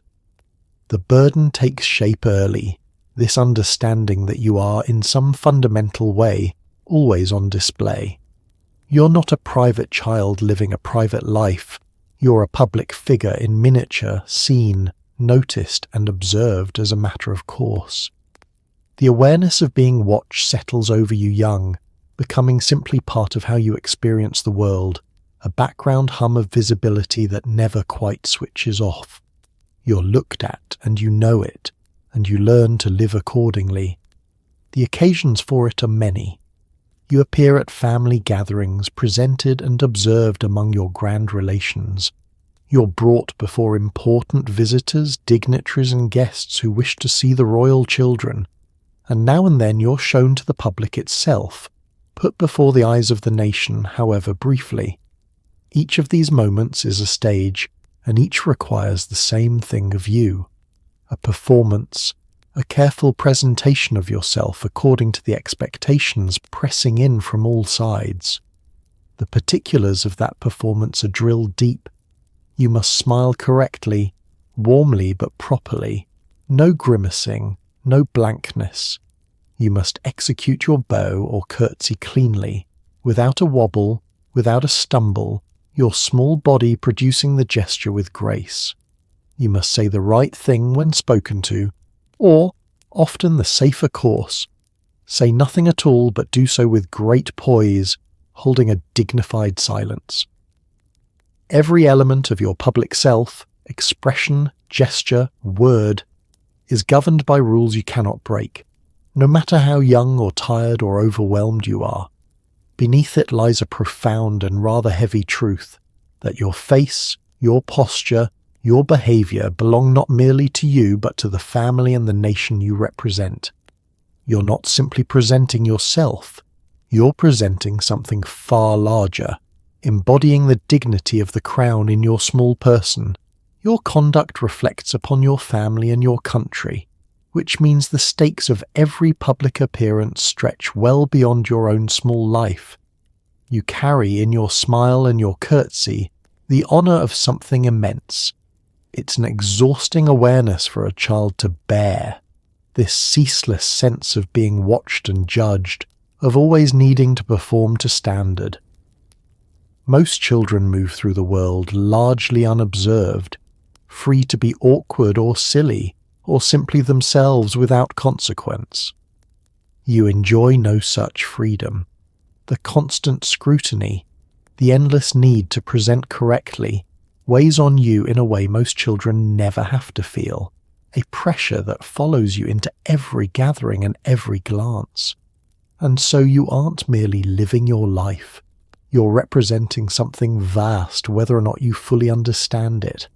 That's the strange condition of your existence, to be a small child and a public symbol at once, your private self forever entangled with the grand thing you stand for.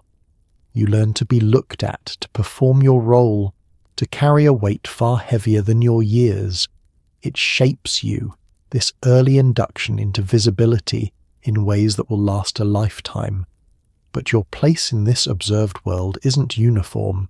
It depends enormously on exactly where you fall among your siblings, on your precise rank in the rigid little hierarchy of the royal family. And that rank, you'll find, colours nearly everything. In a family of many children, your exact place in the birth order matters enormously, and you feel it. If you're the eldest boy, the heir, you carry the heaviest weight of expectation, groomed relentlessly for a future throne. If you're further down the line, you enjoy slightly less crushing pressure, but also slightly less importance, forever aware of your rank. And the girls, however clever and capable, are largely being prepared for grand marriages rather than crowns of their own. It's a rigid little hierarchy, and you learn your position within it early. Sibling rivalry exists, of course, but it plays out against a backdrop where your very worth can feel measured by how close you stand to the throne. In a large family like yours, birth order isn't a trivial detail. It's a defining fact of your life, shaping your experience, your treatment, and your sense of your own importance. Where you fall among your siblings determines an enormous amount, and it's something you feel keenly and early. This isn't the loose, affectionate ranking of an ordinary family. It's a structured hierarchy with real weight behind it, and your position within it colours nearly everything about how you're raised and regarded. At the top stands the eldest boy, the heir, and his position is one of tremendous consequence. Upon him falls the heaviest weight of expectation, the relentless grooming for a future throne, the crushing programme of preparation meant to forge him into an ideal monarch. His importance is unmatched, and so is his burden. To be the heir is to be first in significance and first in suffering both. Singled out for a destiny that demands everything and offers little ease. His childhood, as we've seen, is arguably the hardest of all. Further down the line, the experience shifts. As a younger child, you bear somewhat less of that crushing pressure. The full, brutal weight of preparing for the throne doesn't rest on you. But this lighter load comes paired with lesser importance, a diminished standing within the family's rigid order. You're forever aware of your rank, of sitting below the heir in significance, of mattering less to the grand dynastic scheme. It's a mixed inheritance, this lower position. Freer in some ways, and yet quietly reminding you, always, of where you stand. The girls occupy a different place entirely. However clever, capable, or accomplished they may be, and many are remarkably so, they are largely being prepared not for crowns of their own but for grand marriages, destined to be wed strategically into other royal houses. Their futures are shaped toward alliance rather than rule, their considerable talents directed toward the roles the age assigned to women of their standing. It's a particular limitation, this channeling of bright, able girls toward matrimony regardless of their gifts, and it defines their place in the hierarchy as surely as birth order defines their brothers. You absorb all of this early, learning your position within the family structure almost before you can articulate it. The hierarchy is rigid, its rankings clear, and you come to understand exactly where you belong within it. This shapes how you see yourself and how you're treated, an ever-present awareness of your standing that never quite fades. Your place is fixed, and you live within it, conscious always of who ranks above and who ranks below. Sibling rivalry exists, of course, as it does in any family, the ordinary jostling and competition of children raised together. But in your world it plays out against a stark and unusual backdrop, one in which your very worth can seem measured by your proximity to the throne. The rivalries carry an extra edge, coloured by a hierarchy that assigns different value to different children based on rank and role. It's a strange way to grow up among siblings, love and competition entangled with questions of dynastic importance. Yet for all its rigidity and pressure, this life isn't without its bright spots, and the brightest of all came when the family escaped the formal palaces for its cherished retreats by the sea and among the hills. Not all is grim, and the brightest spots come when the family decamps to its country retreats, away from the formal grandeur of the main palaces. There's a beloved seaside home where the air is fresh, and the atmosphere loosens, and a highland estate tucked among misty hills where life feels, for a moment, almost simple.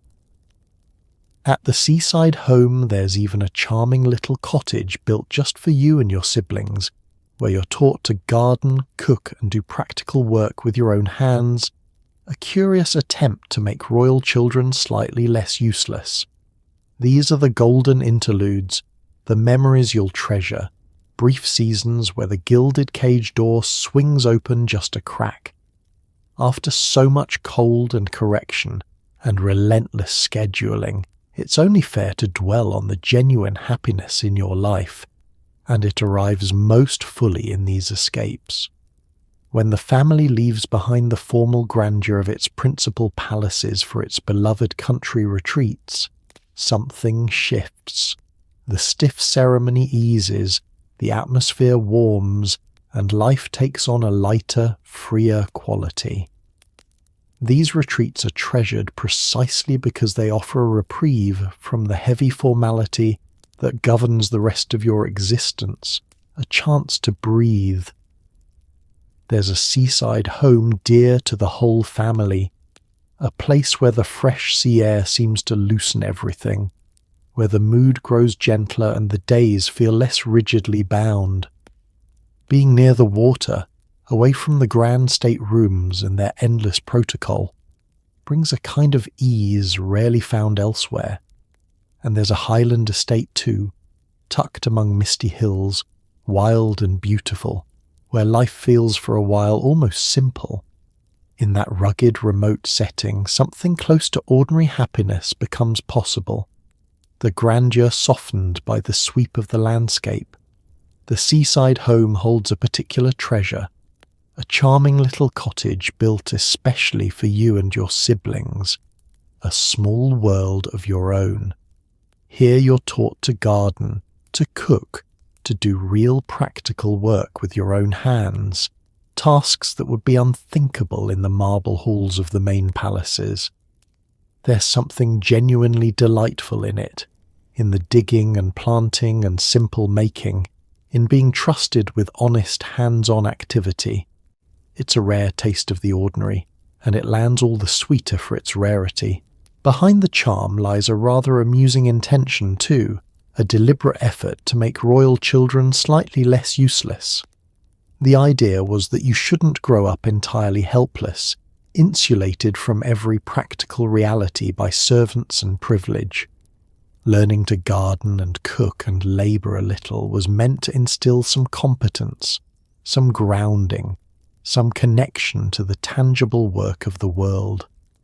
There's a real wisdom in it, and a certain gentle comedy, the notion of teaching the children of the mightiest family alive how to plant a row of vegetables so they might turn out a bit more capable. These truly are the golden interludes of your childhood, the seasons you'll carry with you and treasure long after. Set against the cold nurseries and the formal dining and the endless improving lessons, these retreats shine all the brighter, offering warmth, freedom, and something like genuine joy. They're the happy memories, the bright threads woven through a childhood otherwise so heavily managed, and they matter enormously precisely because such freedom is so scarce in your life. For in the end, that's what these escapes represent. Brief seasons when the gilded cage door swings open just a crack. The freedom is real but temporary, a loosening rather than a release, and eventually you must return to the palaces and their rules. Still, while they last, These interludes let you be, for a little while, something closer to an ordinary happy child. Hold them close.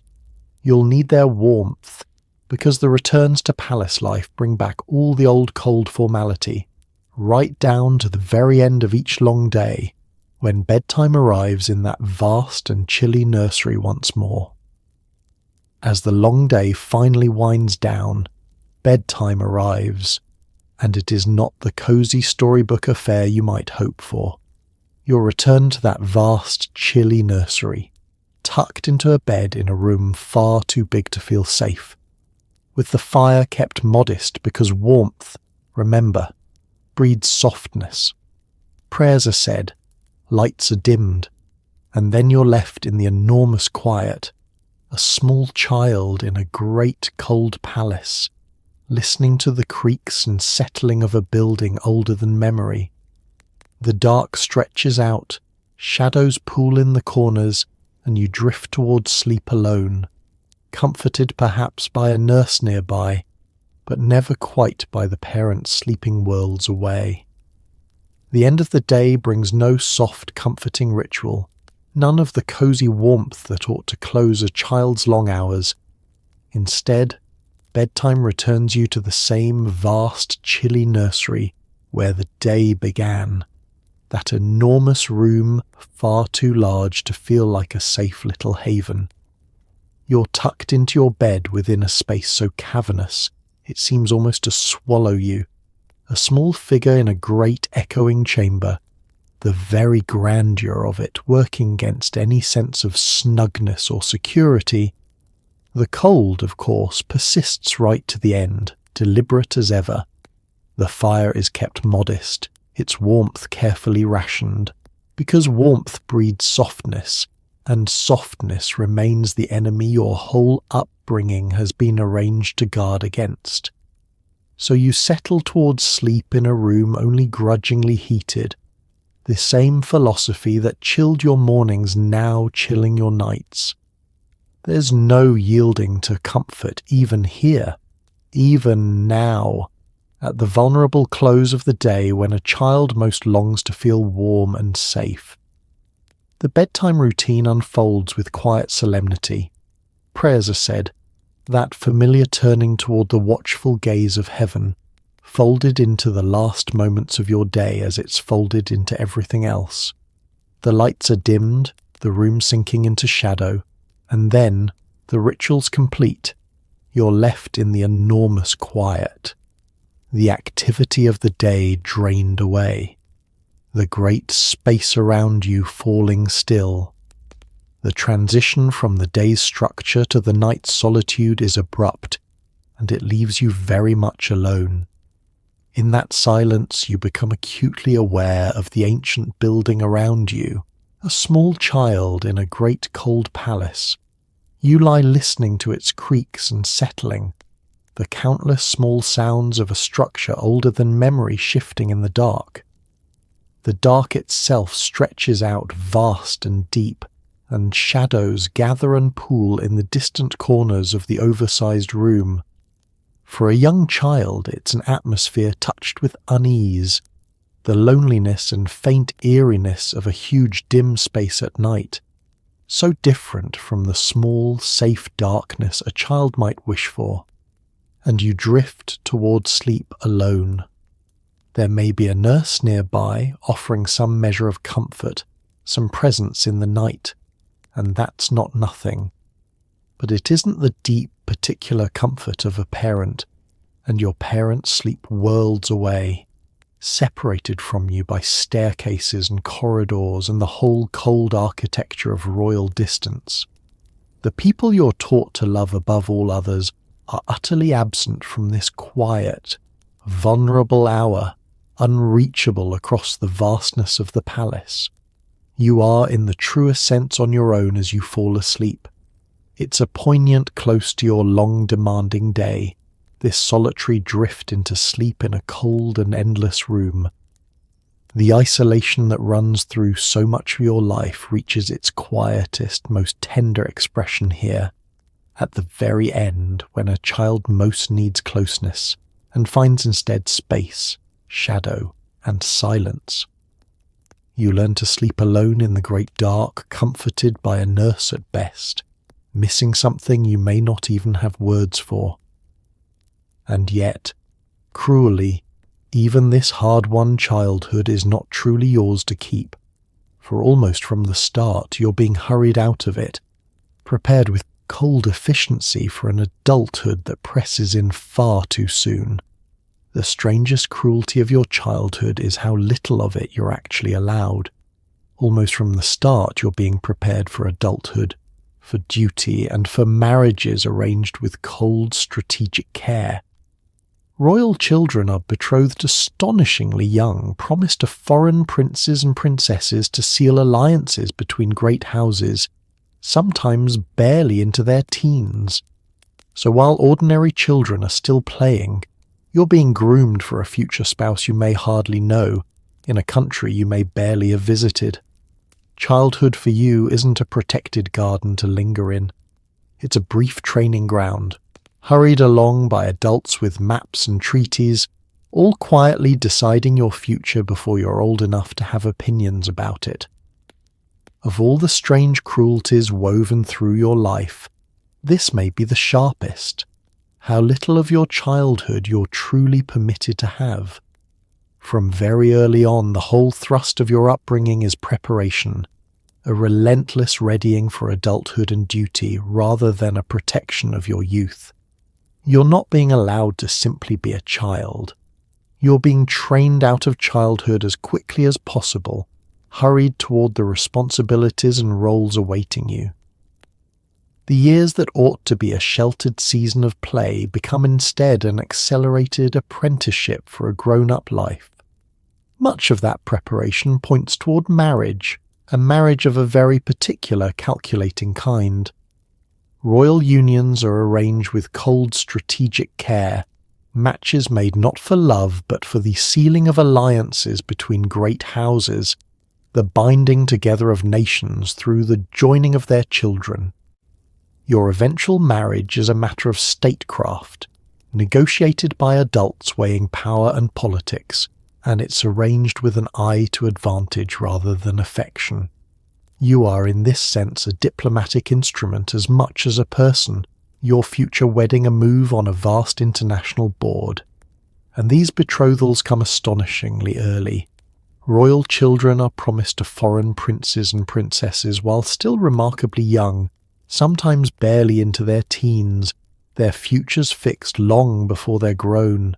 You may be pledged to a spouse you've hardly met, bound by agreement to someone from a distant court, your life's course set by treaty while you're still a child. The idea of choosing for yourself, of one day meeting someone and deciding freely, simply doesn't apply. The decision is made for you, and made soon. The contrast with ordinary children is stark and rather sad. While other children are still lost in play, still enjoying the free, unburdened years of youth, you're being groomed for a future spouse you may barely know, in a country you may scarcely have visited. Your energies are bent toward preparation for a grown-up destiny, even as ordinary childhood carries on without you. You're set apart once more, denied the simple, extended pleasure of just being young that most children take entirely for granted. So childhood, for you, is no protected garden to linger in, no sheltered space to be savoured and prolonged. It's a brief training ground, a short and purposeful preparation for the serious business of adult royal life, hurried along at every turn. The adults around you, armed with their maps and their treaties and their careful strategic calculations, are quietly deciding your future, arranging your marriage and shaping your path before you're anywhere near old enough to have opinions about any of it. Your life is being planned over your head in rooms you're not invited into. It's a profound loss, this foreshortening of your youth, this steady theft of the years that should have been simply freely yours. Even childhood itself, The one thing that ought to belong wholly to a child is claimed by duty and strategy and the demands of the crown. You're grown up far too quickly, pressed toward adulthood before your time, your brief youth spent in preparation for a future decided by others. And so we arrive, at last, at the fullest picture of what your life has truly been, this glittering, sorrowful paradox of having everything and almost nothing at once. So let's step back and look at the whole strange, glittering picture. You have everything and almost nothing. Palaces without warmth, wealth without freedom, servants without friendship, and parents who love you, in their way, from a careful distance. Every hour of your day is scheduled, every gesture corrected, every relationship shaped by rank and duty. You're one of the most fortunate children alive, and also one of the most confined. The bars of your cage are made of gold, decorated with lace and lessons and lofty expectation, but they are bars all the same.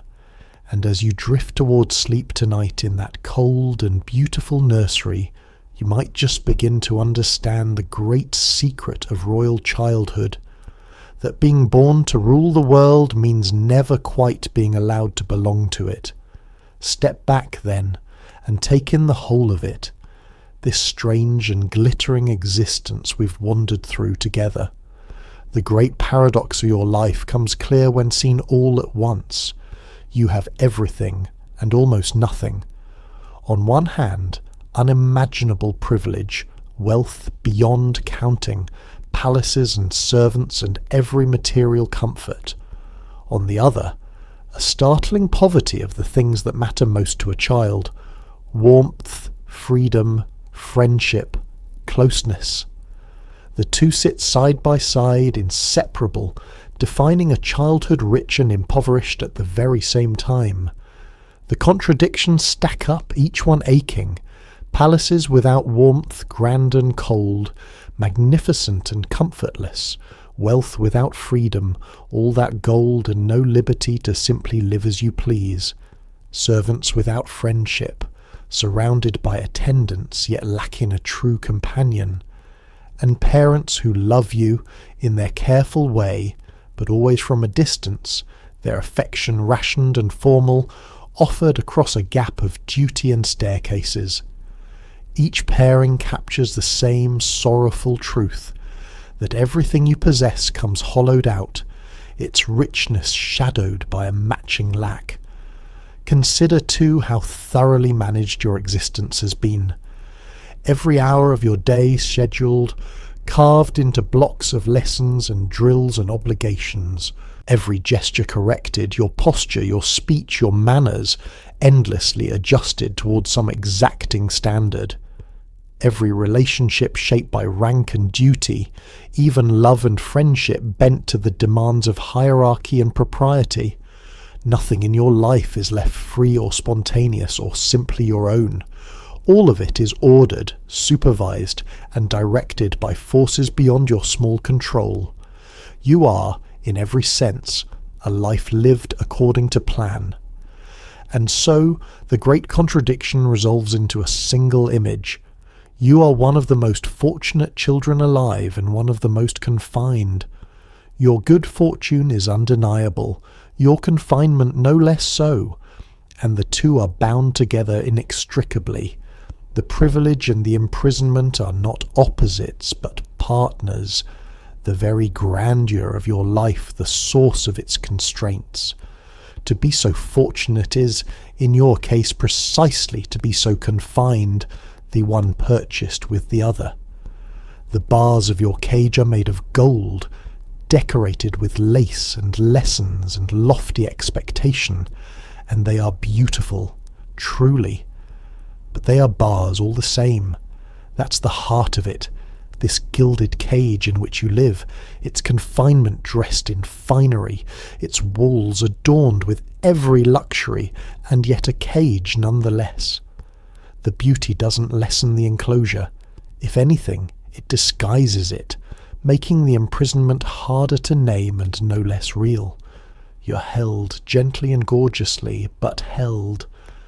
So as you drift towards sleep tonight in that cold and beautiful nursery, perhaps you begin dimly to grasp the great secret of royal childhood. That being born to rule the world means never quite being allowed to belong to it.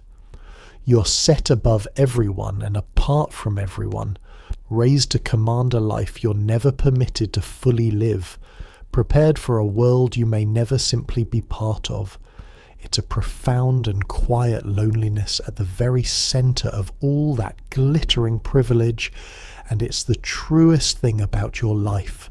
And now, wherever you are, tucked safe and warm in a bed that is truly your own, in a room the size you need and no larger, you can let all of it go. The cold nursery, the endless lessons, the gilded bars, they were never yours to carry, only to glimpse. So breathe softly, settle deeper, and let the golden cage fade gently into the dark. You are free, and you are exactly where you belong. So there you have it, a single day in the strange, glittering, gilded world of a Victorian royal child. You woke in a nursery cold enough to store meat, were plunged into a bath that could sink the navy, and dressed by an entire committee of grown adults. You met your own mother by appointment, choked down beige porridge in a palace overflowing with pastries, and juggled 3 languages before you'd properly woken up. You were scrubbed, corrected, inspected, and improved from dawn until dark. Forever watched, forever on display, forever representing something far larger than your small self. And through it all, buried beneath the lace and the lessons and the endless expectation, there was still a child who found joy in a stolen game, delight in a favourite melody, real happiness in a little garden by the sea. A child who longed, as all children do, for warmth, for closeness, for the simple freedom to belong. That longing is what makes this story so quietly moving, because history isn't only kings and crowns and grand affairs of state. Sometimes it's just a lonely little person in a room too big, drifting towards sleep worlds away from the people they loved. So tonight, as you settle into your own warm bed, in a room exactly the right size, with no bath awaiting you at dawn and no governess timing your dreams, maybe spare a gentle thought for those small royal souls.